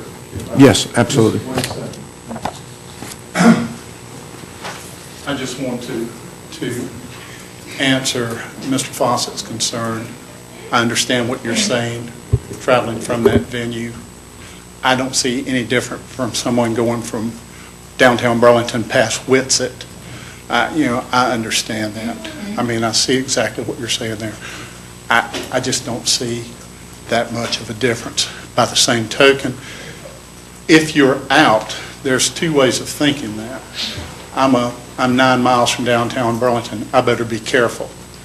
I don't want to get a snoot full and then try to drive. Bring a designated driver, take care of that. As I said, somebody drops a cell phone driving, we know the consequences. So that's all I ask you to please consider. Thank you. Thank you. I will say this, Mayor, he raises a good point. I think, today there's data that supports there's probably more accidents related to people in their cell phones and texting than it is with alcohol. I don't know that to be true, but, not the instant of just dropping it, but in any event, it's still an issue. Driving and drinking is still an issue.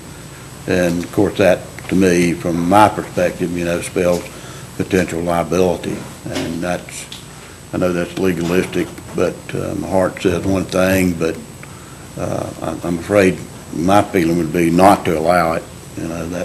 That's where I'm coming from. Would the city be held liable just like you would if you leave a bar and you serve too much at the bar? Would it be the same? Yeah. If it's a private bar, we wouldn't be involved in it. Right. See, we're in the loop here because it's on our premises. And it's pretty clear to me, based on my experience, should anything happen, I know we're going to have insurance coverages, and what they'll have will be a named insured. But notwithstanding that, we could get named. It could be, expose the city to some liability. It may be a long shot. I know they're going to do everything they can to protect against that. It could happen anywhere at any time, but, I see our duty here is to protect, the city, and not to take this risk. That would be my position. So. The liability is going to be equal, whether it's Lake Kamak or whether it's baseball stadium, whether it's downtown. Liability is going to be equal at any city-owned facility where alcohol is served. So somebody leaving a Burlington Royals game, right? We're going to have liability there. So the liability perspective is equal amongst any venue. I think the more comprehensive debate is, do you want to open up an equal protection situation where you're going to allow this type of thing to come before council again for that facility? And I would certainly debate that if we had a comprehensive plan in place that this council could stand upon, it would certainly give us good standing to defend any vote moving forward.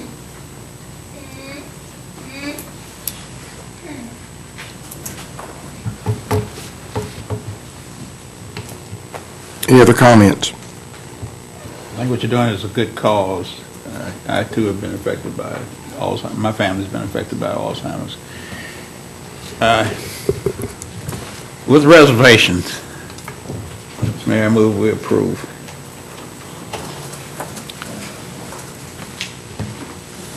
I second. Approve it? Yeah. Yeah. We have a motion and a second. Any more discussion? All in favor say aye. Aye. Oppose? No. 3-2. 3-2. Okay, motion carries. All right, the next item on the agenda, to adopt a resolution setting a public hearing for October 7th, 2014, to consider a contiguous voluntary annexation for property located at 2474 Hotskins Road. A valid petition has been received. This time we recognize Mr. Schaffner. Good evening, Mayor and Council. Thank you again for your time this evening. What is before you right now is a proposed voluntary annexation for the property on Hoskins Road. This request was not tied to the utility request that you heard last night at work session. This is just a standard voluntary petition for annexation. This applicant would like to enjoy city services that regular city residents enjoy, and that is what is before you. Request to set a date of public hearing for October 7th for this. So moved. Second. Got a motion and a second. All in favor say aye. Aye. Opposed? Item number 11, to adopt a resolution setting a date of public hearing for October 7th, 2014, to consider a contiguous voluntary annexation for property located at 3728 Alamance Road. A valid petition has been received. Mr. Schaffner. Yes, sir. This petition was in conjunction with a request for a sewer tap, so this falls in line with the utility agreement and annexation agreement, and you heard this last night at work session as well. This property is contiguous to the existing city limits, and the city can provide all services to it. Are there any other questions? Questions for Mr. Schaffner? Move to set a public hearing. Second. Got a motion and a second. All in favor say aye. Aye. Opposed? Next, item 12, to adopt a resolution setting a date of public hearing for October 7th, 2014, to consider a non-contiguous voluntary annexation for property located at 3602 Harris Street. A valid petition has been received. Mr. Schaffner. Yes, sir. This is another request tied to a utility agreement. This applicant requested water service. However, sewer is not available, and this would be a satellite annexation. Therefore, it does not meet statutory requirements for annexation, in that the city would not be able to provide all services to this property. Therefore, staff and the Technical Review Committee have recommended against annexation at this time. You may want to consider it at a later date, as these agreements are good for a number of years. I move we deny the public hearing, not set the public hearing.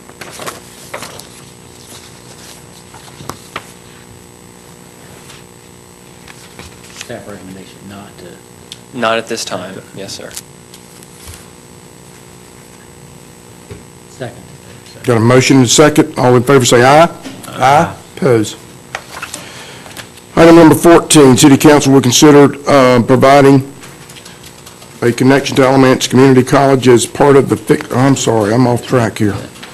To adopt a resolution setting a public hearing for October 7th, 2014, to consider a non-contiguous voluntary annexation property located at 1213 Gordon Street. A valid petition has been received. Yes, sir. This is another petition tied to a utility request. This property does have water and sewer, but is located approximately 1.5 miles by road outside of the city limits. Therefore, staff and the Technical Review Committee at present recommend to not annex this property at this time, due to it could not be reasonably served by city services. I move we deny the resolution. Second. Got a motion and a second. All in favor say aye. Aye. Opposed? Thank you. Thank you. Thank you, Mr. Schaffner. Thank you, sir. Item number 14, City Council consider providing a connection to Alamance Community College as part of the fixed route transit system. At this point, Mr. Kirkman. Thank you, Mayor and Council. This was discussed last night at our work session, and as you recall, we were referring to the clouded area on the map in terms of that particular piece of connection. Estimated service costs of $72,500. The October 8th deadline for Gibsonville, Elon, and Mebane is for them to indicate whether they want to participate in the transit system. We feel like this particular decision on this link is important in them making that decision.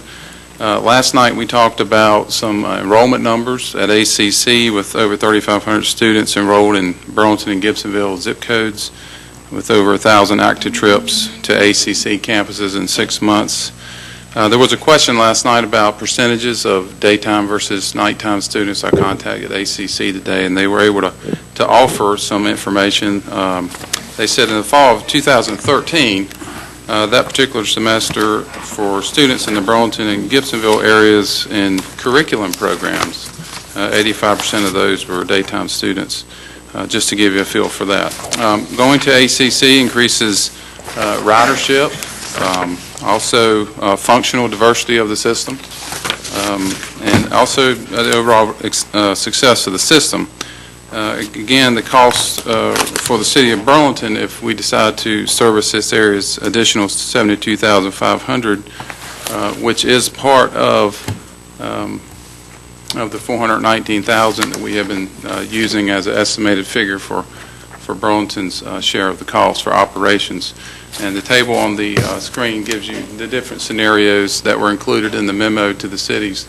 Burlington could pay for this connection, and that's at $419 total. If Mebane pays, we're at $346, and there's also an option to offer sharing those costs. But so we feel like this is something that's important for the system. We would certainly recommend that we extend services to ACC. Mike Nunn and I are available to try to answer any questions that you may have about this. Questions for Mr. Kirkman or Mr. Nunn? Nolan, the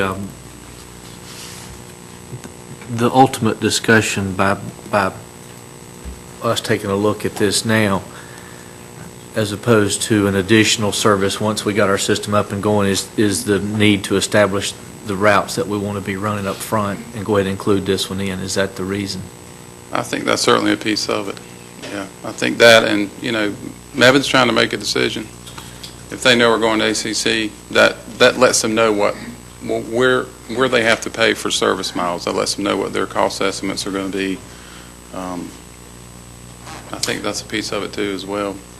To give us, I'm sorry, go ahead, Mayor Pro Tem. So that means the route is to go up the interstate, is that correct? Yes. And it will not be going through the city of Graham? Unless the council or decided at some point that they wanted to hit the courthouse or the Parker route, but at this point, the way that we've got this shown, we would be hitting the interstate and going to ACC. Right. But I guess there would be a possibility of it going to, by the other satellite campus of ACC over on Chapel Hill Road as well. That's correct. Okay. Now, I see those decisions on the particulars of the route coming through the Transit Commission as requested council at some point. Right. I guess the other part of this would be simply if, let's say that we agreed to do it, to go to ACC tonight. Mebane decides not to be a part. There's nothing set in stone that we couldn't back out and not go to ACC. Is that correct? That's correct. Okay. So really what we're trying to do is get some information out there to help Mebane make a decision. And we're trying to make solid decisions Sure. on the vision of this system, I think, is another piece of the puzzle here. I think it's an initial component of this. I think we need to express our interest in serving, HEC. I would like to see it done. That's where I am there. I definitely would agree that we need to include ACC in one of the trips. I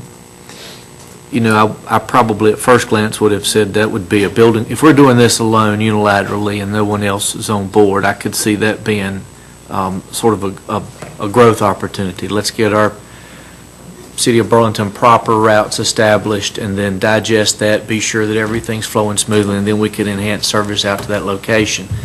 That's the way I think would be prudent to do it initially. But to help another municipality make a determination, I'd certainly support it based on trying to help everybody see the benefit to the community as a whole.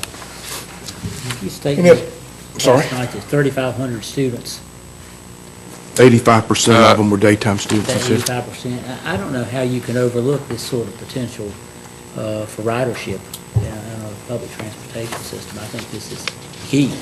And these are the type of people you really want to help out, because these are the folks that are doing their best to better themselves by way of education. You make it so they can get there. I like to underscore that because I think, of course, we want ridership, and Mr. Huffman says, and we want people to better themselves. I just think it's a component we got to have. I'm fully supportive of that. Any other questions for Mr. Kirkman or Mr. Nunn?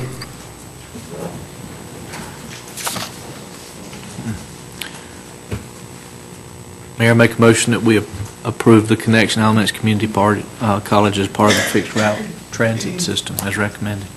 Second. Got a motion, second. All in favor say aye. Aye. Opposed? Motion carries. Thank you, Mr. Kirkman and Mr. Nunn. Item number 15, City Council will consider a moratorium on the no cruising ordinance, Section 36-72, for an event to be held on October 4th, 2014, from 6 p.m. to 12 a.m. on North Main Street from Holt Street to Webb Avenue, with a rain date of October 11th, 2014. This time we'd recognize Ms. Tanya Hudson. Welcome, Ms. Hudson. Hey, thank you. Well, it's nice to see y'all again this year. So, as you know, I'm here tonight to request that the no cruising city ordinance be lifted for the one day only, and this will be our 5th year of having this event. So we'd like to have it on Saturday, October the 4th, we've got 6 p.m. to 12 p.m. on the agenda, but I've actually posted it everywhere from 6 p.m. to 11:30 p.m. That way, if there's any lingers, they are gone by midnight. And then with the rain date set for Saturday, October the 11th, same time, 6 p.m. to 12 also. And again, we have the vendors such as Main Street Cake Shop, Coolest Planet on Earth, Domino's, possibly Zach's, and another type of hot dog stand. And once again, I would like to remind you that we have people who are coming from all over to this event. They're coming from Myrtle Beach, they're coming from West Virginia. We have some that ride actually all the way from Texas, South Carolina. And, this does bring our city revenue, because they do have to stay in motels and hotels, and they eat at the restaurants, and they fill up all those old cars and everything, And so it brings us money to our city. Let's see here. Other than that, we would like to thank you very much, the council, for allowing us to have this event for the last 4 years. And we're hoping that you will allow us to do it again this year, so we can still relive that little piece of our past. And all the other families, became a family event, and enjoy that. Also, I noticed that we have, at a very short time, I got to notice that we have some new regulations as of July the 1st, planning events. So we have turned in our application, paid for that with Lisa at Rex and Parks, Lisa Wolf. So we've done that. We have also paid today the insurance policy, the $1 million insurance policy, as per the event manual and guide. We have the city listed as our secondary insured. We also have the waive of subrogation listed on there also. We will be having the porta potties. We're having to come up with this money. Like I said, it was thrown at me in a very short amount of time. And in the beginning, I guess insurance type still, who we were going with the insurance company that deal with this with Lisa. Because I'm not an organization, I'm just the organizer, and that's it. I was told I was not going to have to pay the $1 million insurance policy. And we really didn't think we would have to pay, the police officers for that also, because it was it's not an organization, and that's pretty much what it said it was. And then I get a call and an email in about a week or two saying, yes, we have to pay this, and as far as the insurance policy. And then, yes, we have to pay the police. So it kind of gives us a very crunch time. And we always keep it on the same date, every year, and actually throw us off by a month, then a week, something like that. So the way, we didn't really have time to get together and do let's say a fundraiser, because I would have to do a fundraiser event first, and because I'm new to this year, and then be able to have our event. So we weren't able to raise all this money in time. Again, we raised it for the fee so far. We've raised it for the insurance policy, like I said. We will have porta potties there, as is in that guide, one regular, one handicapped, as per that. The sanitation cleanup, everything will be done. Like I said, we're actually I'm trying to get sponsors for it. That's what I'm saying. I understand all that. It's really hard. Our main thing is, I know if we have to pay the police, I understand that. It's just, Well, here's my fear. Yes, sir. You can, and I appreciate your organization. My fear is that what happens if you have the event and you don't come up with enough money, how are you going to pay the police? Well, everyone knows, like I said, when we had to, I went in and set the event date for like the norm. And I just don't think everybody believed it because they just couldn't understand why we've never had to pay in the last 4 years. And I tried to explain that to everyone, but Right. again, just didn't get it, you know? But we're gonna have, I know the police have to be there. I'm just saying, I mean, it's the city, it's the taxpayers that are donating this. So it's like they want to actually cruise that bad, so I've been taking up donations, companies have called me in, this and that. I think that we will have that money for the police. I don't know if we can have it all though, so that's what I was kind of wanting to talk to you about, because they're wanting 15 police officers, and that's costing us $2,950. And I understand they need to be paid and all that. And like I said, as far as that first event went, when we didn't get to have it, because I told everybody if we did not raise the money in time, the event would be canceled. It was. Now, people actually, I guess, believe me, so they're all coming forth and they're helping and they're donating. I'm giving them receipts. I mean, we're trying to do everything strictly by the book. You know, I always do exactly what I'm told to do by City Council, by the Burlington Police Department, by Burlington Recs, whatever I have to do, you know, that I'll do that. My question is, and that's why I think that we'll have that money, because I've let everybody know if we don't have that too, we don't get to have the event. I mean, that's just basically it. But what everybody is very upset about, like the taxpayers, and we do have some people that kind of showed up today that, you know, they've donated. Give me that part straight. Taxpayers represent what? What does that I mean? said we did have some taxpayers in here that have donated to us. Okay. They're actually in here tonight. Sure. Just to come and. I understand. I just don't understand. The first year we had 2 police officers, second year was 4, if I'm straight on my figures there. Third, 6, and I think last year it was 8. So it's kind of gone up 2 every year. And I understand that, I don't know why it's double. Do you understand what I'm saying? Because we really haven't had any trouble. So I don't understand why. Has the numbers of participants in the event actually gone up? It's about the same. Okay. That's what I'm saying. And they're not all there, you know, they're not all there at the same time, because, you know, you might have however many crews, like, you know, 1 hour or 30 minutes, and then they leave, and, you know, and it's actually, I think last year everybody was gone. I think we even went home at like 10:30. So it's actually, you know, it's going down. Now, I do know that I spoke with Officer Meadows, and he had told me, like, let's say in the event, let's say 9:30, 10 o'clock, everybody's gone. He said, then I do have the right to, you know, tell him, this is what he told me, so, that I had the right to tell him, you know, that the event was over. Sure. And then we don't have to pay them those extra hours. That's what I was told. But I just think, no disrespect to the Burlington Police Department, because without them women, we couldn't do it either. You know, I'm very grateful that we all are too. Sure. I just think $15,000 and $3,000, that gives us about, what, 2 weeks and a few days to get that together. I mean, I know I've got like $900 coming, so that pays for the porta potty, the other, and that's 6 going right there that I've got banked. Right. Going to the police department. And I do believe, you know, we can just about get that money, but I'm just wondering why it doubled. And $3,000 is a lot of money. I know that they want to keep everything safe. You know I want to keep everything safe. We do not want to bother residentials.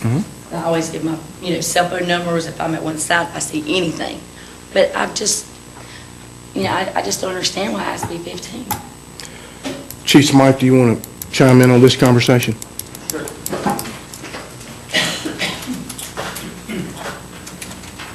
So we do an after action on every event, and in this particular case, I have a laundry list of issues and violations that were observed in past events. We had 9 officers at the last event. It was problematic. There's a dense population of parking and activity going on Main Street, and even officers on foot couldn't traverse that in a timely manner, so we bulked up the number of officers in that particular area.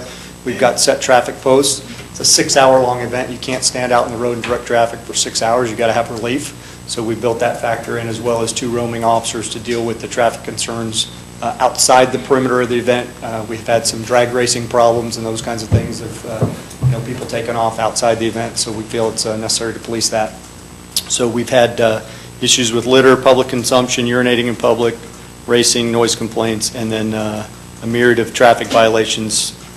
People, believing that this is a parade and they can hang out windows or sit up on the backs of convertibles, and those are all violations. It's not a parade, it's a cruising event, and it has to be managed. So, if there were a registration process where cars were identified as participants with a sticker or a placard or something with vehicle numbers where we'd have ability to move backwards and identify who those people were causing problems, we'd feel much more comfortable in managing the event.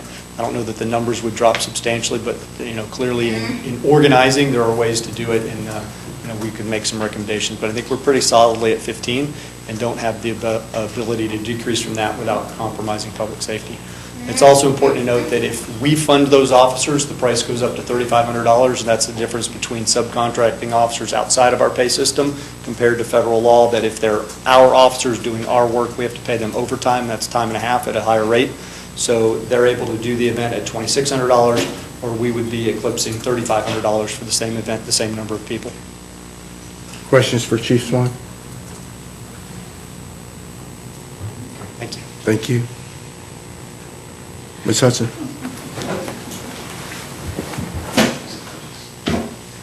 I have a question for him.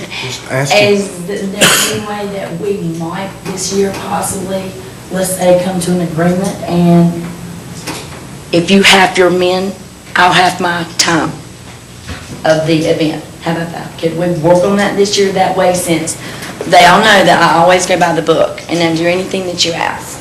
But like I said, this was kind of thrown at us at, the very last minute. Everybody was like, didn't know we had to pay. I was told I didn't have to pay insurance, and it, bam, right at us. And that is a lot to collect. So if I could do, let's say if we could do maybe 6 to 10. Is there any way that you could? Well, it's an hourly cost, so the number of officers to run the event safely doesn't change, but your total dollar amount certainly does. If you cut the amount of time, it's an hourly rate. It's a set rate, $25 per officer, 15 officers involved. You do the math for how long you want to be there.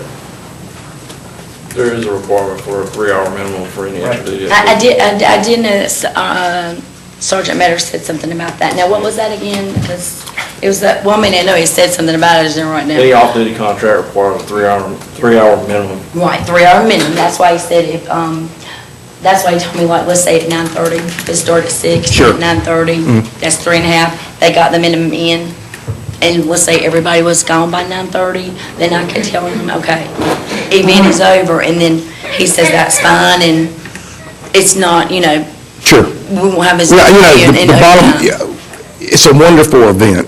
I think everyone up here wants and encourages that participation. How we get to the bottom line is up to a variety of people. I think it's great. I've already had calls about why I turned it down, in which I didn't.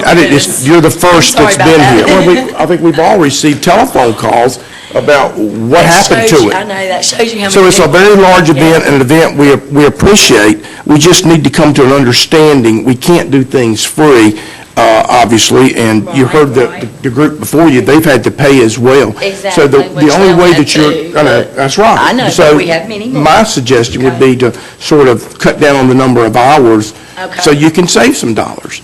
I can do that, because like I said, every year it seems like people are leaving anyway. It's because of our age. That's why. Well, it's because of ours too, that And we we're want to hanging go out the back windows trying to when we catch were our breath.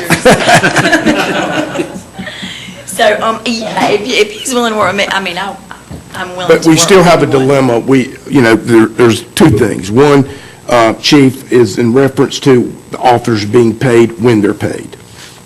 For us to sit here and agree to have this event, If we can do that, we can do what? if like you said, if I'll drop my hours, then we can do that. That way they're not paid as much. We will have their money on the event date. And if it's okay with you, if we're not really quite, like, let's say I might be $300 or $400 off or something. Also, my vendors that are, what I'm trying to say, my vendors are coming up there. I know, time out. We're not going to sit here and negotiate back and forth on that particular issue. The police officers, if you say 6 to 9, if that's the time, it's X amount of dollars. You have to have X amount of dollars before this thing starts to the police department to make sure. If not, then you said it, I didn't say it, you said if you don't have the money, you will cut it off. Right. We want you to be successful. Yes, sir. I'm not going to jeopardize our Exactly. police officers not being paid for working. Right, I got that. Okay, all right, we're good. We're good on that part. If Chief Smythe is good on that part. Yes, sir. Okay. So that part, we're good. Okay. So, we're gonna cut it down to, can we do, are you gonna figure this up, or am I gonna try to figure this up in my head, because I don't have my calculator? If we did 4 hours from 6 to 10? That's whatever, Cop, 15 cops, that's $1,500. Okay. And this is what I was, you taking notes? no, I'm Help her out. writing the price down. No, I'm asking your friend. And Back up. Yes, but what I was actually saying about Officer Metters, and when I said if we didn't quite have the money, I'd actually ask him that if let's just say by chance we were lacking maybe 100 or 200, because we were looking at 3,000, my vendors that I set up, I was going to ask them for like a flat rate, but also just like at the Carousel Festival, however they do that, maybe like a 10% of what they made. Sure. That was why I was asking Sergeant Metters, could we wait like maybe a week or less, than like 2 days after the event? And he told me I could. Well, He's just said I had to sign a contract, which I really don't want to That's name up on to anything. Chief Smythe. I think we have an agreement. I think we have an agreement. To me, I like better what you said. Okay, good. We're good there. We're good on the payments. As long as they're paid before it starts, you have the money to them, we're good to go with that. I pay them at $5.45 and we're on for 6. That's Is that exactly right. Okay. I'm good as long as Chief Smythe's good. And I'll help you with your fundraising. How about that? Sir? I'll help you with your fundraising. Are you serious? I'm serious. The only issue, Mayor, is we need a half an Thank hour you, brief thank and you, stage and thank set up you. people up, and that has to be on the clock. So if she wants her event to start at 6, we have to be there at 5:30. Okay, 5:30, and Councilman, 5:30, they Okay. get paid. Okay. All right, the second issue that has been brought to my attention, rain date, Yes, sir. okay? Let's talk about the rain date. That's just the following. I understand what it says, but I do know that if it goes over, like I said, I think if it hits like, because we did have that happen one year, but it had to go right over like you said, the 3 to 3.5 hours, and if it got rained then, if we had 3.5 hours of it, and it rained. time out. Chief, Mayor, we have significant issues with a rain date. We're jumping through hurdles right now just to do the first date. It seems like a simple idea to just have the same officers come back the next Saturday and work, but they're all working. So if you're off this Saturday, you work the next Saturday off on, so we have these rotating shifts, and it's extraordinarily difficult to staff these things on short notice, so we really are not in a place where we can do a rain date. okay? So we need to have it be a set date, that's the event date. If it cancels, it cancels, but we don't have the ability to jumble 15 people on short order to do that. Never had a problem with our rain dates before. We've never had to use but one. And like I said, I do know that if you do 3 hours, then you don't get that rain date. Let's say it started raining, then you don't get it because you already did your 3 or 3.5 hours. But If it's rotating every other week, then could they not just have a rain date for 2 weeks later? That's a little more plausible, but it still has issues with who's on vacation and other changes, and if it falls across a shift change, then now we've gone from days to nights. It's just very problematic. it's just a lot of money to, you know what I'm saying? If it got rained out on us, that's just, I mean, that's just a lot of money. That's gone. I mean, we don't get to do that. Ain't you cruise in the rain? When it did rain, a lot of them had the convertibles, the dune buggies. As soon as it rained that one year, and we actually got we've only had it for 1 year, the rain date, that we actually got to keep it. Yeah, about 9 o'clock, poured down. I mean, everybody was gone like 5 minutes because their dune buggies, their motorcycles, convertibles, things like that. They're not going to take their nice cars out there in the rain. Yeah. but I'll do whatever it is that we have to do to get this. I just, Someone else take over. Chief, do you tired think we could of make me? it work for a 2-week rain date? I know it's tough on you guys. 2 weeks is much better. Yeah, if we could do 2 week, can we do a 2-week rain date? We can. Okay, We is can. that good? That's great, yes. Yes, yes, yes. I tell you what, I gotta take a break. Do I get an attaboy for that? Okay, let me just back up here to make sure we're all on the same page. I apologize for being so late tonight. One, we're going to have this event October 4th. It's not going to rain, but that's fine. October 4th from 6 o'clock to 10 o'clock. Yes, sir. Number two, you're going to pay the police officer in advance. They're going to be there at 5:30. Yes, yes. Number three, if we do have a rain date, it will be not October 11th, but the weekend after. That's correct, so I'm thinking that's will be the 18th. Okay. 18th. Okay.